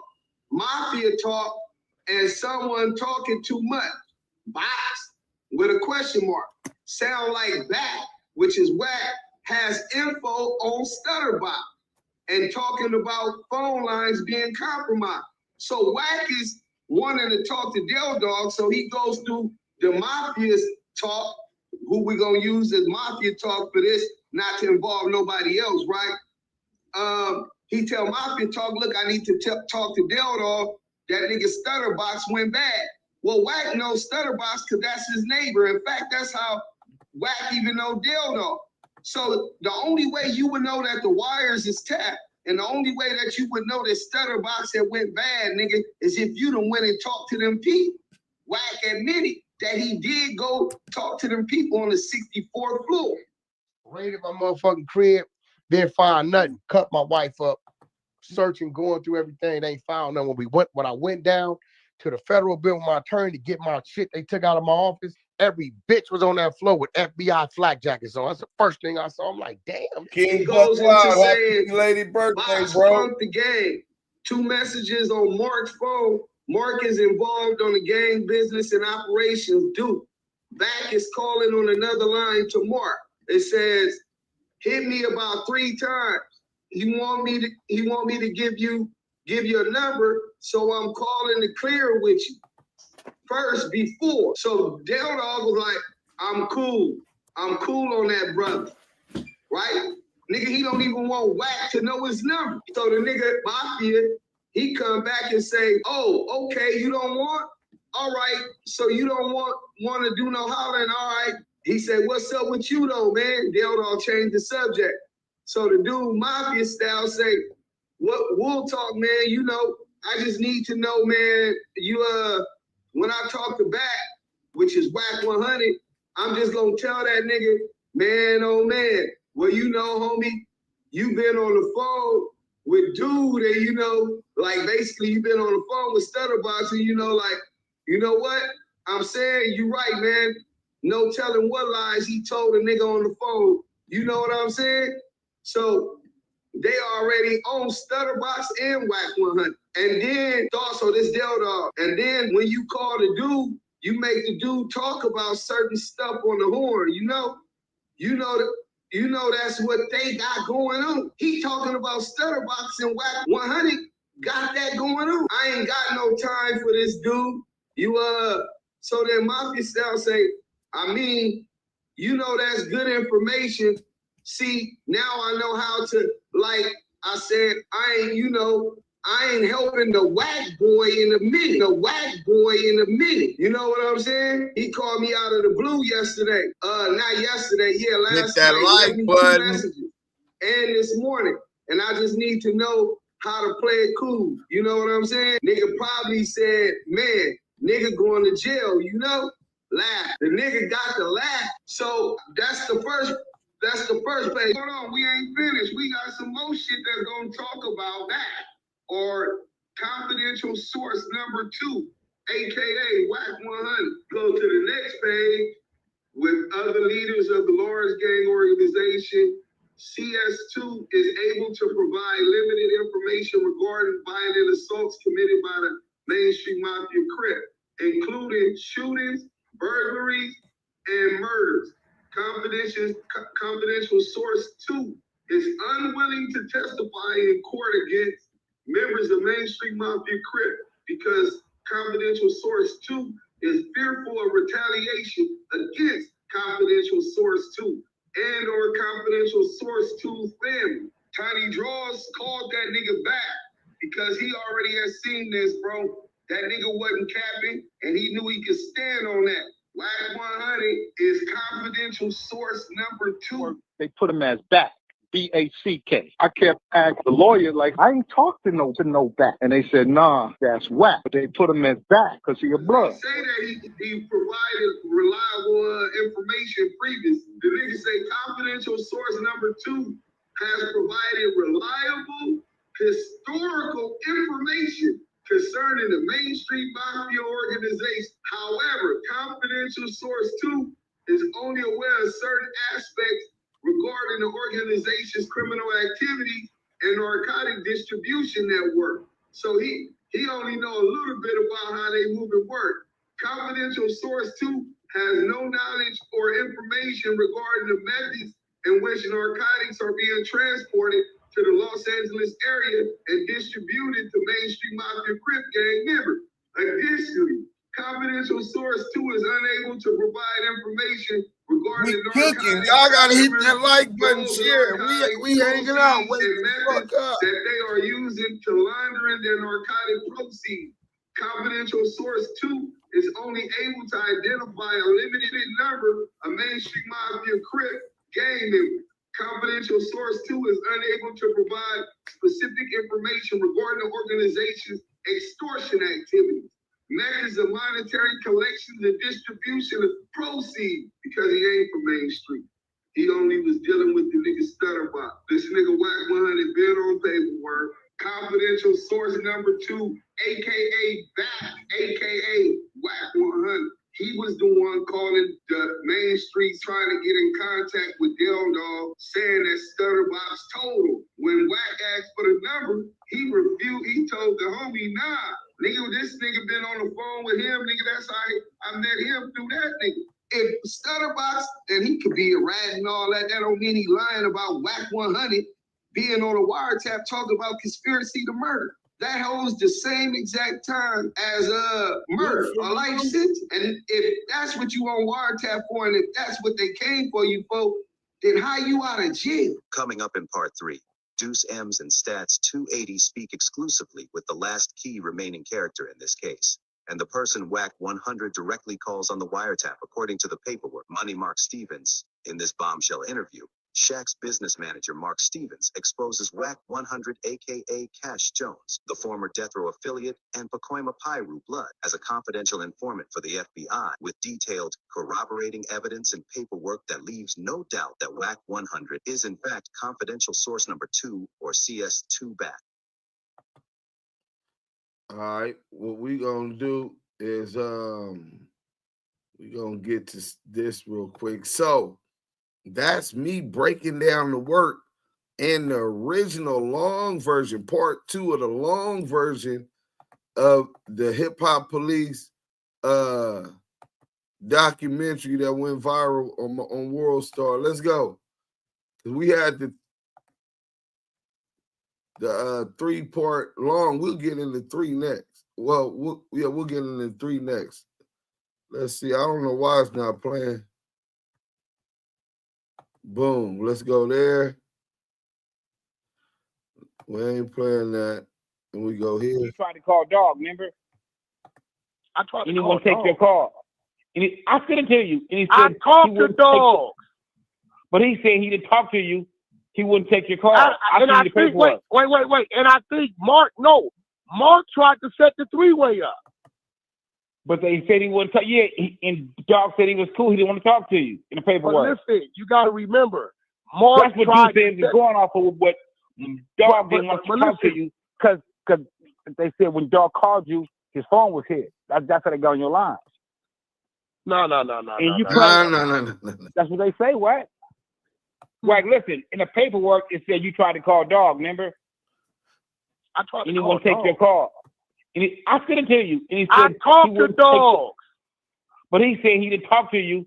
He wouldn't take your call. And I think, wait. And I think Mark tried to set the 3-way up. But they said he wouldn't talk. Yeah, and Dog said he was cool. He didn't want to talk to you. So Wack said, Mark, no. He the one that tried to set up the 3-way. That's Stutterbox telling Wack on it to his face, not knowing he being recorded by Wack. That's what Deuce Sims is going off of in the paperwork. And Mark knows. Wack say Mark knows. Well, since Mark knows, let's go ahead and hear what Mark got to say. You know what I'm saying? Let's hear what Mark got to say. You know what I'm saying? Since Wack want us to go ask Mark, hey, Yung Ant Jefe, Wack said go ask Mark. Go ask Mark. Hey, Adam 16er. Hey, you like them sweet 16s, huh? Adam double S's. That nigga Adam 16, nigga, PDF. Grand Mason, nigga. You know what I'm saying? Nigga, tell that nigga bring that paperwork. Nigga, 302 from both interviews with the police at his lawyer's office and at the FBI headquarters on a Sunday, singing the church, singing the Lord's song. That nigga was singing the song of the devil. Let's get to part 3. Ask Mark. Mark knows. So now he set the goalpost. We didn't allow him to move it.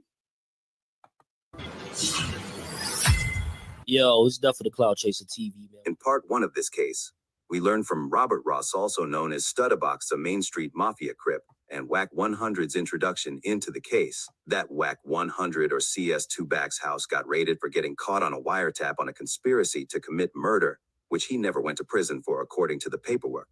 on the video when you said something about conspiracy to murder. What actually did you hear on audio of WACK100 that the feds had? His house got raided because he was on the wiretap. He allegedly gave dog my address, homie. If I get killed, whoever gave him my address gonna get conspiracy to murder. But if I don't get killed, they just get conspiracy to attempted murder because they shot up my Rolls Royce, put 17 holes in my Rolls Royce. That's what I'm trying to figure out, though, Box.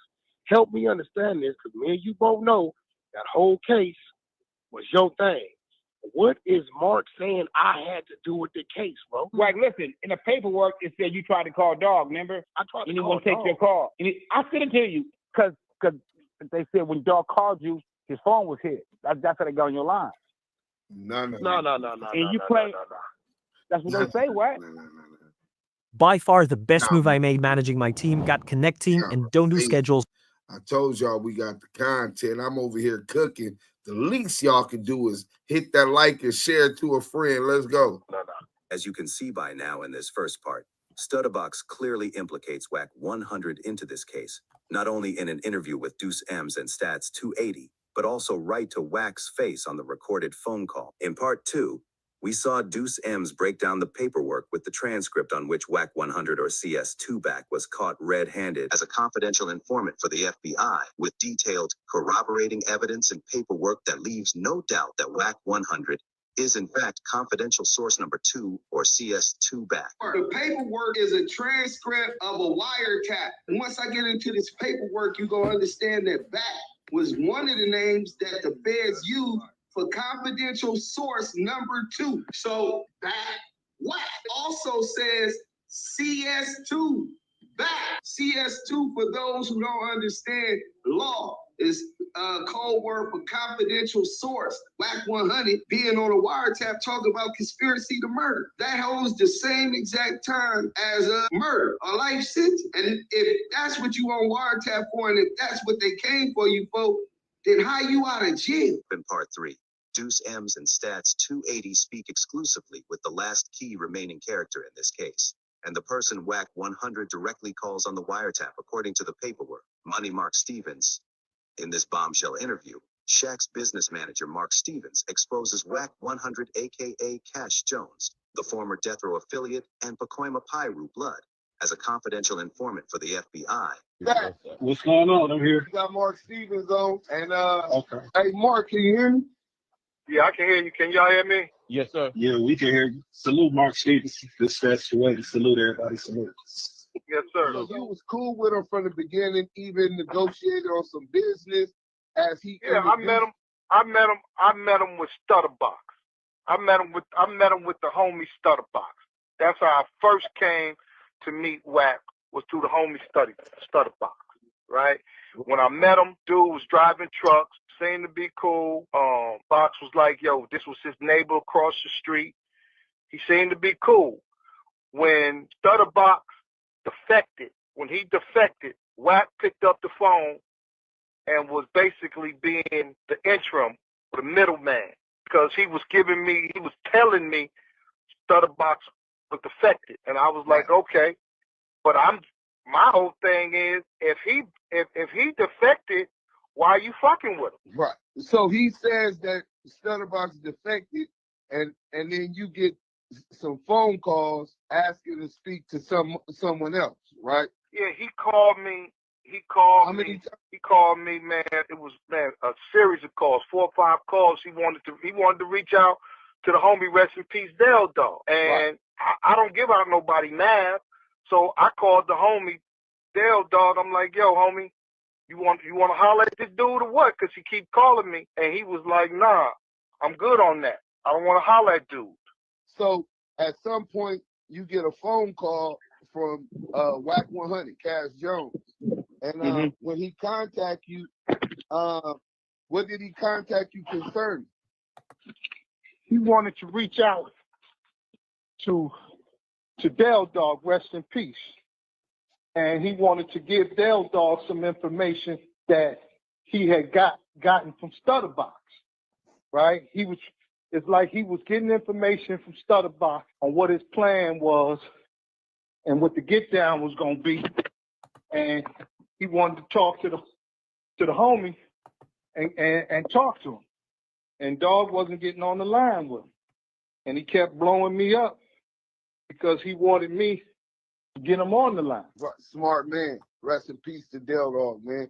So he's talking about the phones is being compromised. Is that one of the things that he told you? Well, the homie Del Dog never trusted dude. You follow me? Right. So Dog didn't know was the lines compromised or was they wired up for sound or not. He just wasn't gonna chance it. You follow me? Right. But it was later on. It was later on after they took the case to they was taking it all away because the homie ain't had no choice. You know, he was facing a life sentence, so he had to take it all away. And with all the lawyers that was involved, they was able to get the discovery, and that's when we found out that the lines was compromised. And as soon when you get the discovery, was part of that the actual wiretap? The whole transcript. I got the whole transcript. The whole transcripts of the whole wiretaps. And do you, in that paperwork, do you see your conversation with Cash Jones in them transcripts?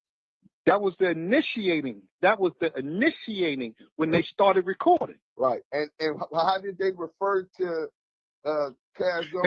In the paperwork they put him as the paperwork they put him as Back, BACK. And correct. I kept asking the lawyer, like, who the fuck is? I ain't talked to no Back. And they said, nah, that's Wack. But they put him as Back because he a blood. So it's Back. And I said, oh, okay. And was this Back also referred as confidential source number 2? Yes, sir. Correct. Well, so right there, Wack said, go ask Mark. Mark, no. We're talking about this transcribed wiretap. Mark Stevens just confirmed the same thing Greg Kading confirmed, the same thing Stutterbot confirmed. All of these people have confirmed that this was the nigga who claims he saved the 7 main streets, but he got nothing to do with the case. But he put Greg Kading with Money Mark. Let's go. Well, man, I'm glad that the truth was able to come out. And it's sad. But bigger than that, homie, right? I watched dude, man. He said some things about the big homie Shaq, that wasn't true. He said some things like he been trying to destroy the big homie Big U name. And I'm seeing and watching this, and I called the big homie U. We was talking. I said, yo, when you get into Atlanta, man, come see me. Because I had what I had for years. And when I gave it to the homie, I said, man, you read it. Because it was a big-ass textbook of shit. And the homie just sided with what was right. He said, I can't fuck with dude no more. And that was the end of that. Until Wack started attacking, and that's when Wack started attacking him with false allegations and all of this online weird shit, right? Correct, because the homie Big U asked me why I didn't fuck with the nigga, and I said, when you pull up, I'm gonna show you. I want you to read it. And when he read it, he was like, oh, okay, I see why you don't fuck with the nigga. I can't fuck with the nigga. And that was it. Wait, how long was it from when you first got it that you met you in Atlanta to show him the work? I got the paperwork from the attorneys probably in... As an online merchant, you know that a high chargeback ratio is more than a minor setback. It's a red flag. I want to say 12 or 13 because it was a series of, remember the incident happened in 07, 06, 07, but Box had went to prison. He called a drug case, so he went to prison, and they waited to almost the last month of the statute of limitations to go get the homies from Mainstreet. Right. So it had been about a 5-year period from the time that had happened to the time that they came and got the big homies. And then once they got... How did you feel about you waiting that long now? Well, he chastised me, and I never, one of the things, bro, and it's like it's the slippery slope, as people say, right? Like on one end, Wack, the nigga, he wasn't doing no harm, right? He was just trying to move around and be the tough guy. Okay, cool. You know what I'm saying? My whole thing is, okay, that's what you want to do, cool. But then it went from that to I heard what he was saying about the big homie Shaq, and then I heard what he said about Big U, and that's when I picked up the phone. I said, hey, you, man, I want you to read something, man. And then once you read it, once you know, that's Quran. That's the Holy Quran. Once you know, you're accountable for what you know. Southern Force. And when he read it, he said, okay, I see why you don't fuck with dude. I can't fuck with own dude. one. Movers and shakers. That was it. Let me tell you something, man. I probably haven't seen nor talked to Wack in years, And, I wish everybody success and happiness, but not on the basis of lies. Right. And not on the and really indicative of your character, Mark, because you have a whole campaign publicly of a brother that's heavy in our community positively, helping get these kids graduated from school and into football and all of these other positive things. And he smutting his name through the mud just because he decided not to deal with it. And brother, well put. Look, I call the homie Big U all the time. I call him the naked truth. And he always be like, why you call me the naked truth? I said, because Wack is the well-dressed lie. Bitch, I'm naked right now. It's an old parable about truth and lie when swimming. And, lie jumped out the water and put on truth clothes. So you had a well-dressed lie, but then truth got out the water and it was naked. So you got the naked truth that's trying to run down a well-dressed lie. Feel what I'm saying? Throw a rock and hide his hand. Right. That's a familiar tactic that he used, but we needed to get the truth where truth appears, falsehood disappears, man. And I wanted to hear that for myself, man. Man, hey man, I appreciate you, man, and God bless. But like I said, man, it's a lot of things is just a well-dressed lie. That's all I can say. Right. And that's what Cash Jones is. He is the well-dressed lie. Yeah, and Big U is the naked truth. It is what it is. He always stood on the side of truth. He ain't never wavered from that. From the time I gave him that paperwork, I watched him take assault after assault because he just did the right thing. He just said, I can't fuck with you. And I'm so glad that he ain't responded publicly to these negative lies. I'm driving right now.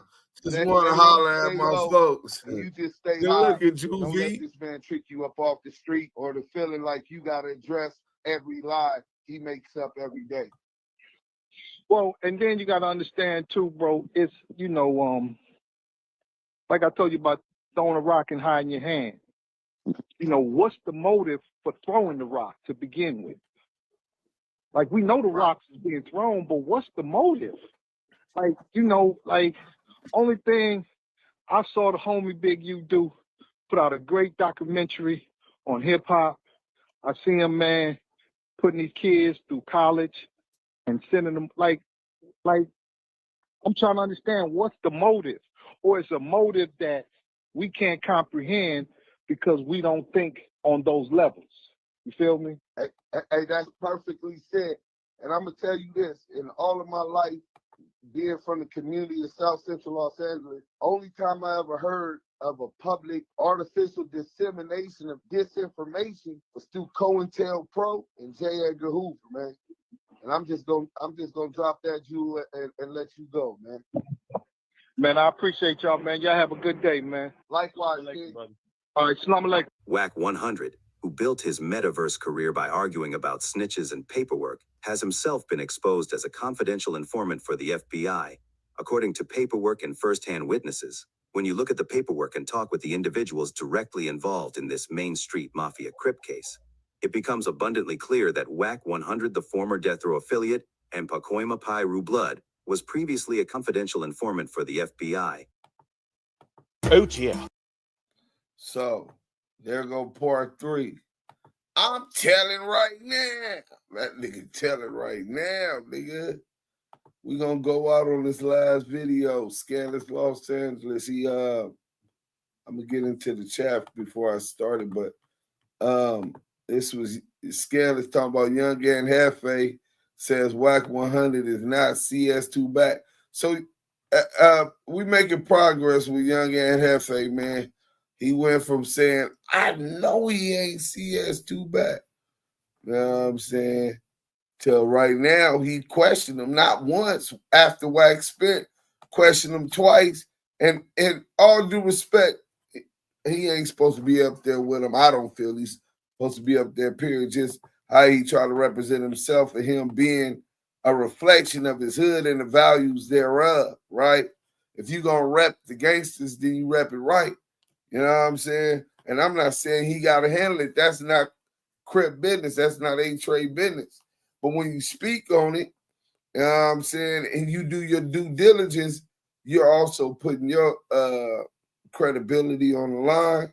You're also putting you're moving your reflection of how your homies move. You know what I'm saying? And I know it's probably some gangsters that ain't feeling that shit at all. I seen them in the chat. You know what I'm saying? They talking shit, talking about okay, cuz on gangsters, on moving. I'm like, damn.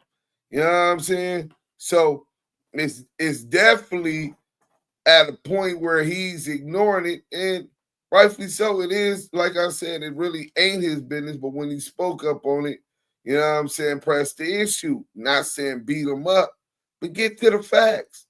This is where you evolve as a journalist, or you just sell out like the rest of these niggas. Let's go.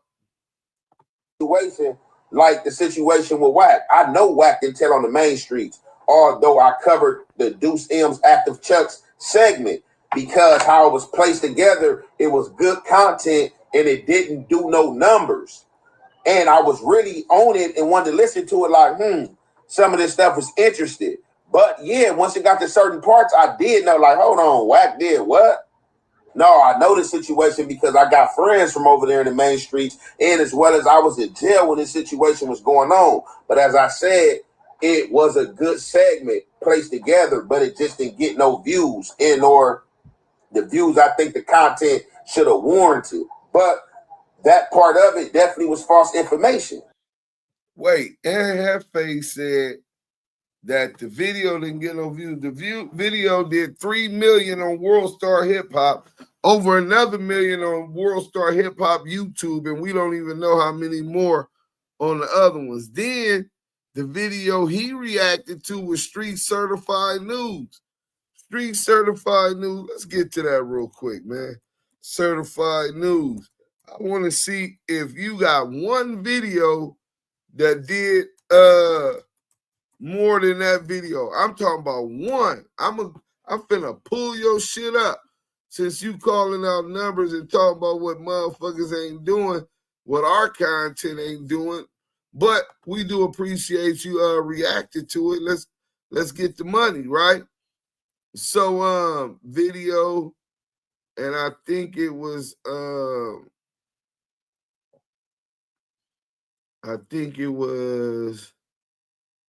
yeah, it was the CS2 back one. Let me see. We're going to get into this real quick, and then we can get back into this. Because I be liking to see whether niggas be pushing false narratives on purpose, or, okay, it was a year ago, and it did 91K. Let me show y'all real quick. And we can get back to it. You know what I'm saying?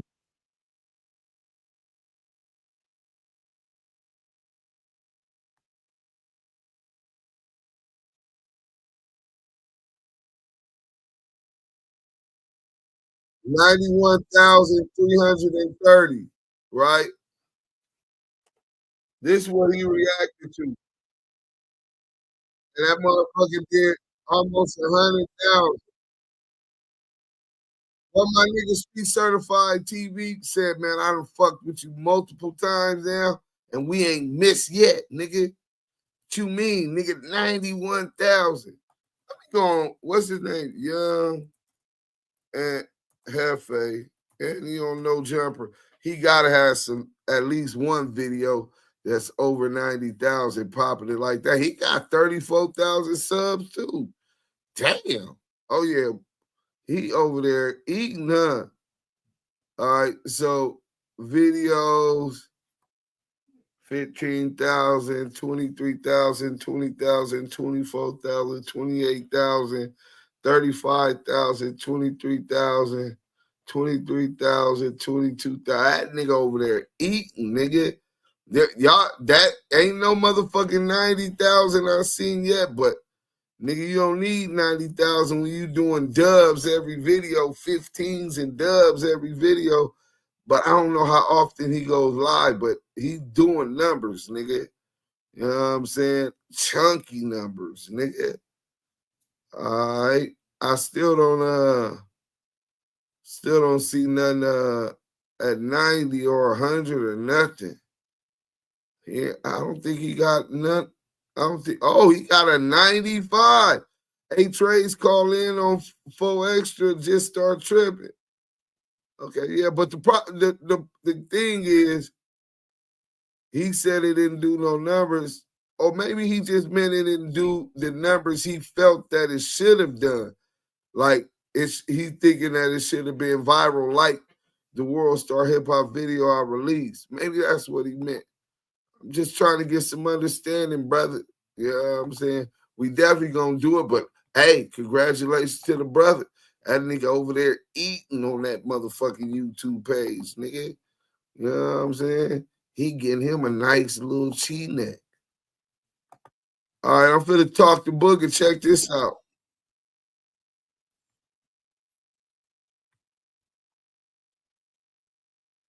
Where we expose the exposers. Today marks day 2 of us breaking down the web of lies Porky told on Bomb First just the other day. By now, many of you are well aware of the stories Porky's been spinning, and today, we're gonna see him do it all over again.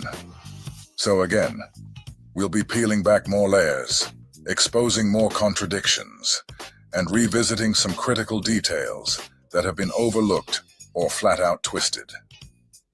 We're also going to take a deeper look at what Stutterbox had to say about the informant he introduced to Ray J, codenamed CS2back.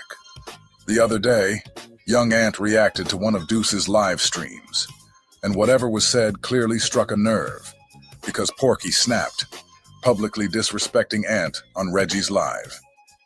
That heated moment led Ant to call the Crip cop, and shortly after, he found himself on a 3-way phone call with Porky.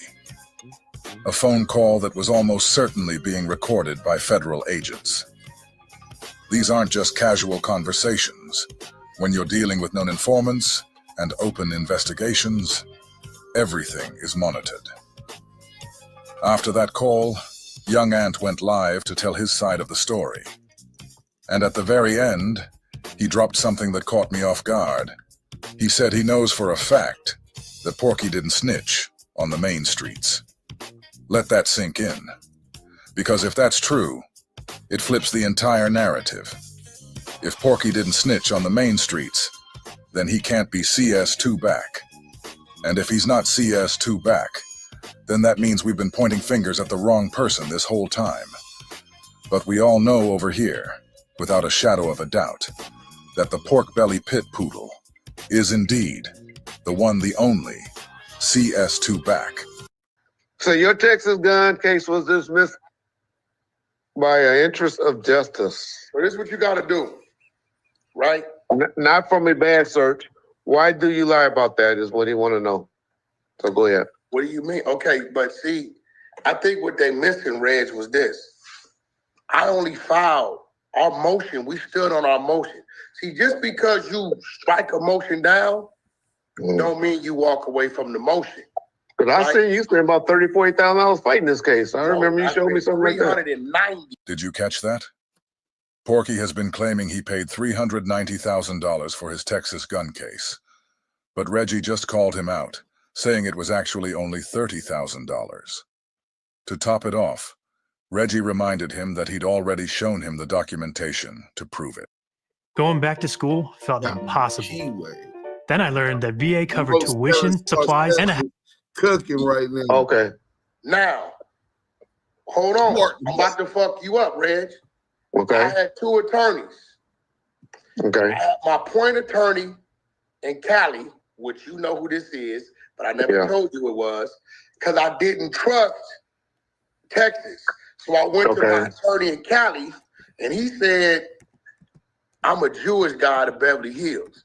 They'll hang me. They're not out there. So what he did was found the top attorney in that area. Okay. My attorney here wrote everything. You know who that was, Reggie? Who? Jeffrey Brody. Yeah, Brody. Yeah, I heard you talk about Brody. You know before. Jeff, Yeah. right? Jeffrey Brody was my attorney here. So he wrote up everything and he could send it there. And then he was a top attorney in that area. So that was like our face. But I trusted it because everything he was doing was by Brody's direction. So, so the whole time all we had was one defense, illegal search procedures in the trunk. Everything Porky is saying is for absolutely nothing. His case was dismissed in the interest of justice, not for illegal search and seizure. Period. We already spoke to the Wheeler County Court Clerk, Debbie Does Dallas McLaughlin, and she let us know exactly what dismissed in the interest of justice entails. Which was denied. No, he was dismissed. Okay. Oh, you're talking about in 2011 or 2010, right? Yes, 2011, yes. Let's make sure we highlight what we've learned in our first 2 segments thus far. First, we found out that Porky was lying when he accused Deuce of adding the word back to the paperwork. Then we found out Porky was lying when he said there was no CS2 back section in the paperwork, and that Deuce added that to the paperwork also. After that, Porky lied again and said the paperwork said CS2 back was a low-level drug dealer. That's 3 lies, Porky told us, all surrounding the same paperwork. Here we are today, and we hear Porky lying about his case being dismissed due to an illegal search and seizure. And to add insult to injury, Porky also lied when he said he spent $390,000 to beat the case. Right? I fought that case for 6 years. Now, I'm not sure. A lot of these dudes who really ain't fought cases and really been in this system, if you Google the definition of Texas law, when dismissed in the interest of justice, it tells you only one person could exercise this. Yeah. The judge. The judge. Every time Porky tells us to do something, we do it. And every time it proves him wrong. In Texas, a case involving an informant can be dismissed in the interest of justice by a judge or magistrate, either on their own motion or upon the application of the prosecutor, if they believe it serves the broader goals of justice, according to the Texas Code of Criminal Procedure. In a felon in possession of a firearm case in Texas, a judge could consider the interest of justice in sentencing, potentially leading to a lighter sentence or dismissal, especially if the defendant is an informant who provided valuable information. Yeah. Okay, so Reggie, although the judge struck down the first motion, it didn't stop Brody from refouling, right? Challenging their strike and steadily shoving it down their throat. So you know what the judge did? The judge ain't stupid. If you got an arrested officer, right? Let's say he got 10 arrests where people been sent to the penitentiary, right? And the judge know that what he's looking at, that if it gets to a court higher than him, it'll fuck around and be granted. Because the thing is, how did you get to the trunk? Right. Right? Yeah, legal search. Yeah. Nobody's on no parole, probation. Yeah. The fucking drug dog never. Yeah, you don't smell weed or no alcohol. And There's no reason. dumbass bozo, I ain't never disrespected you. But me and Box, and I talked to Box when he calls me. Box called me this morning. He said, what is Ant Jefe bozo ass talking about? Talking about you got my Rolls Royce shot up. Wack, my Rolls Royce was already shot up and gone before I even start fucking with you. But these is a lot of niggas who wasn't around. They play like they this, they play like they that. But this 2025, we talked about. If you've been thinking about creating an online course, but you don't know where to begin, you're in the right place. I've helped over this one 20, 25 years ago when shit's going on, right? So let's get back to Texas. So you know what the judge did? He knows this nigga been sat here 6 years. He ain't ran out of money. Most of the times niggas run out of money. I'm on parole, bail where I gotta call in every Thursday. So the judge comes in and says, I'm gonna dismiss this in the interest of justice, right? My file is open. If you Google Texas interest of justice, Reg, you should have our guy Google it. The guy that works with you. Google, John, Google the definition of a dismissal under Texas law interest of justice.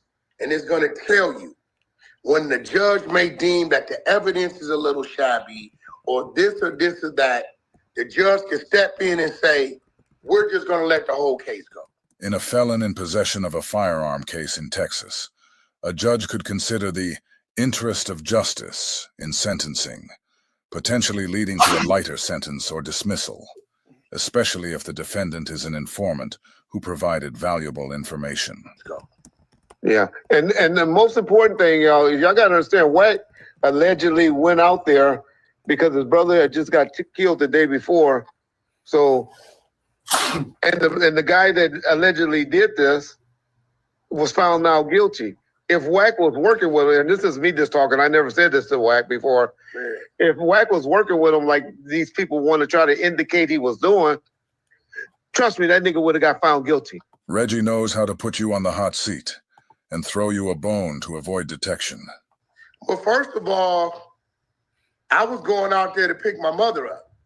Okay. But she don't like to fly. Second of all, Ant Jefe talking about 2 California niggas on the freeway. Hey, dummy, I'm 40 miles from Oklahoma border. My license is Oklahoma. Oh, in Oklahoma at the time. That wasn't a red flag, stupid. You know, when we got onto him, one of the reasons that we kind of believed Stutterbox is that Cash was facing a pretty serious gun case out of gun case out of I think it was out Texas or Oklahoma. So his brother had gotten killed. It looked like he was going back out there to kind of retaliate for the murder of his brother. I think his name was Zachary or something like that.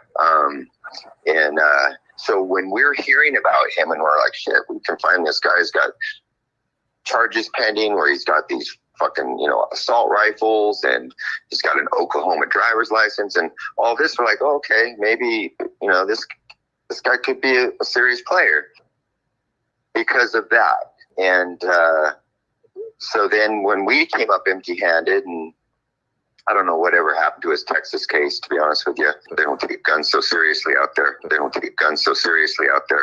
Like, I don't know where you come from. You just be talking, but you sound dumb as a motherfucker. And you would never do a one-on-one like this with me because I'll make you look dumb as fuck. This nigga saying, watch this. Now, this is what's crazy. I gave up the Mainstreet to beat the Texas case. Well, one thing we know is that some kind of way Porky mysteriously ended up moving across the street from Stutterbox, who just so happened to be a suspect in the Biggie Smalls murder. Porky's name ended up all in Stutterbox's paperwork, as Cash Jones and as C.S. Tubac. The paperwork said C.S. Tubac had given accurate and historical information regarding the Mainstreet Mafia Crips organization. All of this came after Porky caught his gun case. But Stutterbox said his work against the Mainstreets wasn't enough, and because of that, he said Porky had to give them something clean, so he had to give up Poochie from Compton, saying that Poochie killed Biggie for Marion Knight. This is the amount of work and Porky was doing before he ever got next to Big U. Now, this is where he's an idiot at. We all know, and Stutterbox can tell you, he's the one brought the case on his homies, right? Stutterbox went in the police station at 3 a.m. in the morning and called and woke up somebody that I deal with from the house at 77th Division. So he need to stop that, all beat up. We're going to get off box. Okay. Here's the common sense shit. In order for them, if I'm working two entities, right? In order for me to get Texas dropped based upon the Mainstreets, right? That means the Mainstreets got to get convicted, right? The Mainstreets beat their case, dummy. Yeah.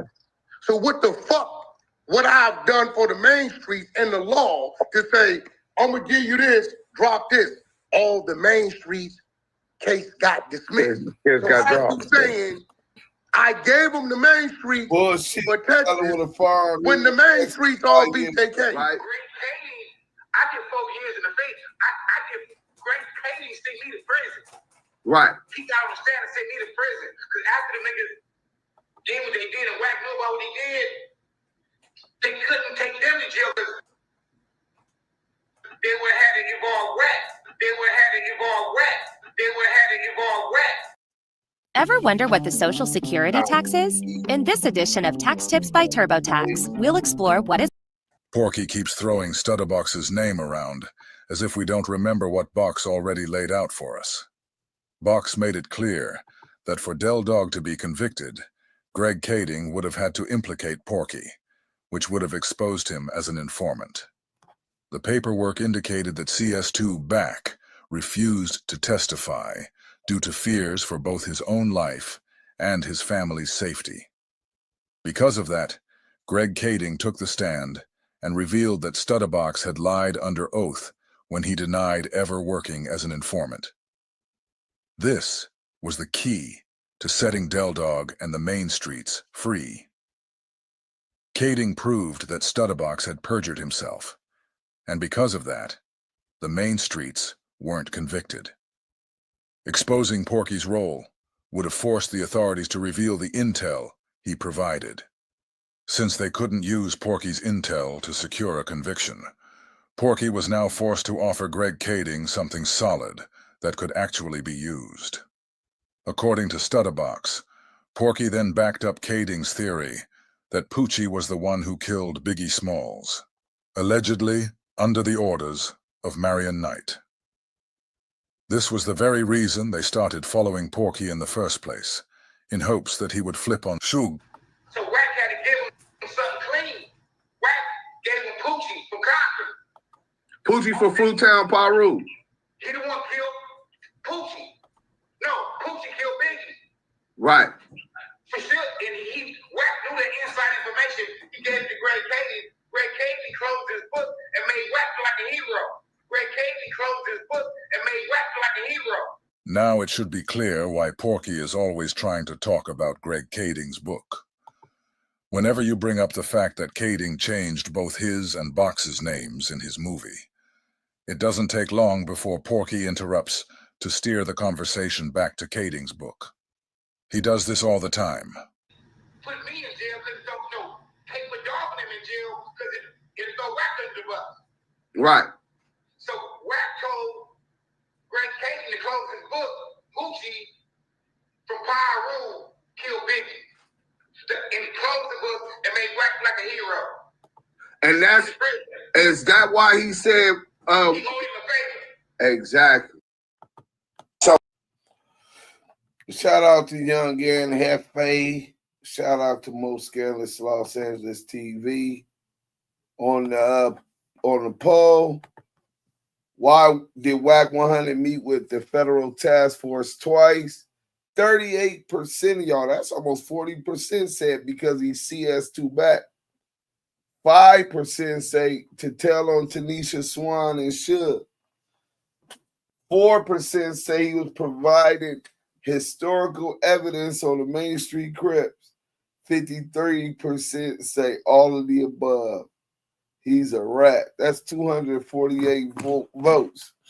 So look, man, Thanks everybody for tapping in. It's late, nigga, at 8. So till tomorrow, it's the holidays. Everybody be safe. Don't drink and drive. Get an Uber. Make sure y'all check on y'all people, man, because motherfuckers is depressed. Motherfucking bills due. The economy's fucked up. Life is life. You know what I'm saying? So a lot of people gonna be drunk. Some people, families, ain't got their peoples to be with. Check on your family, man. But until tomorrow, until after the 4th, I want y'all to enjoy your holidays. You know what I'm saying?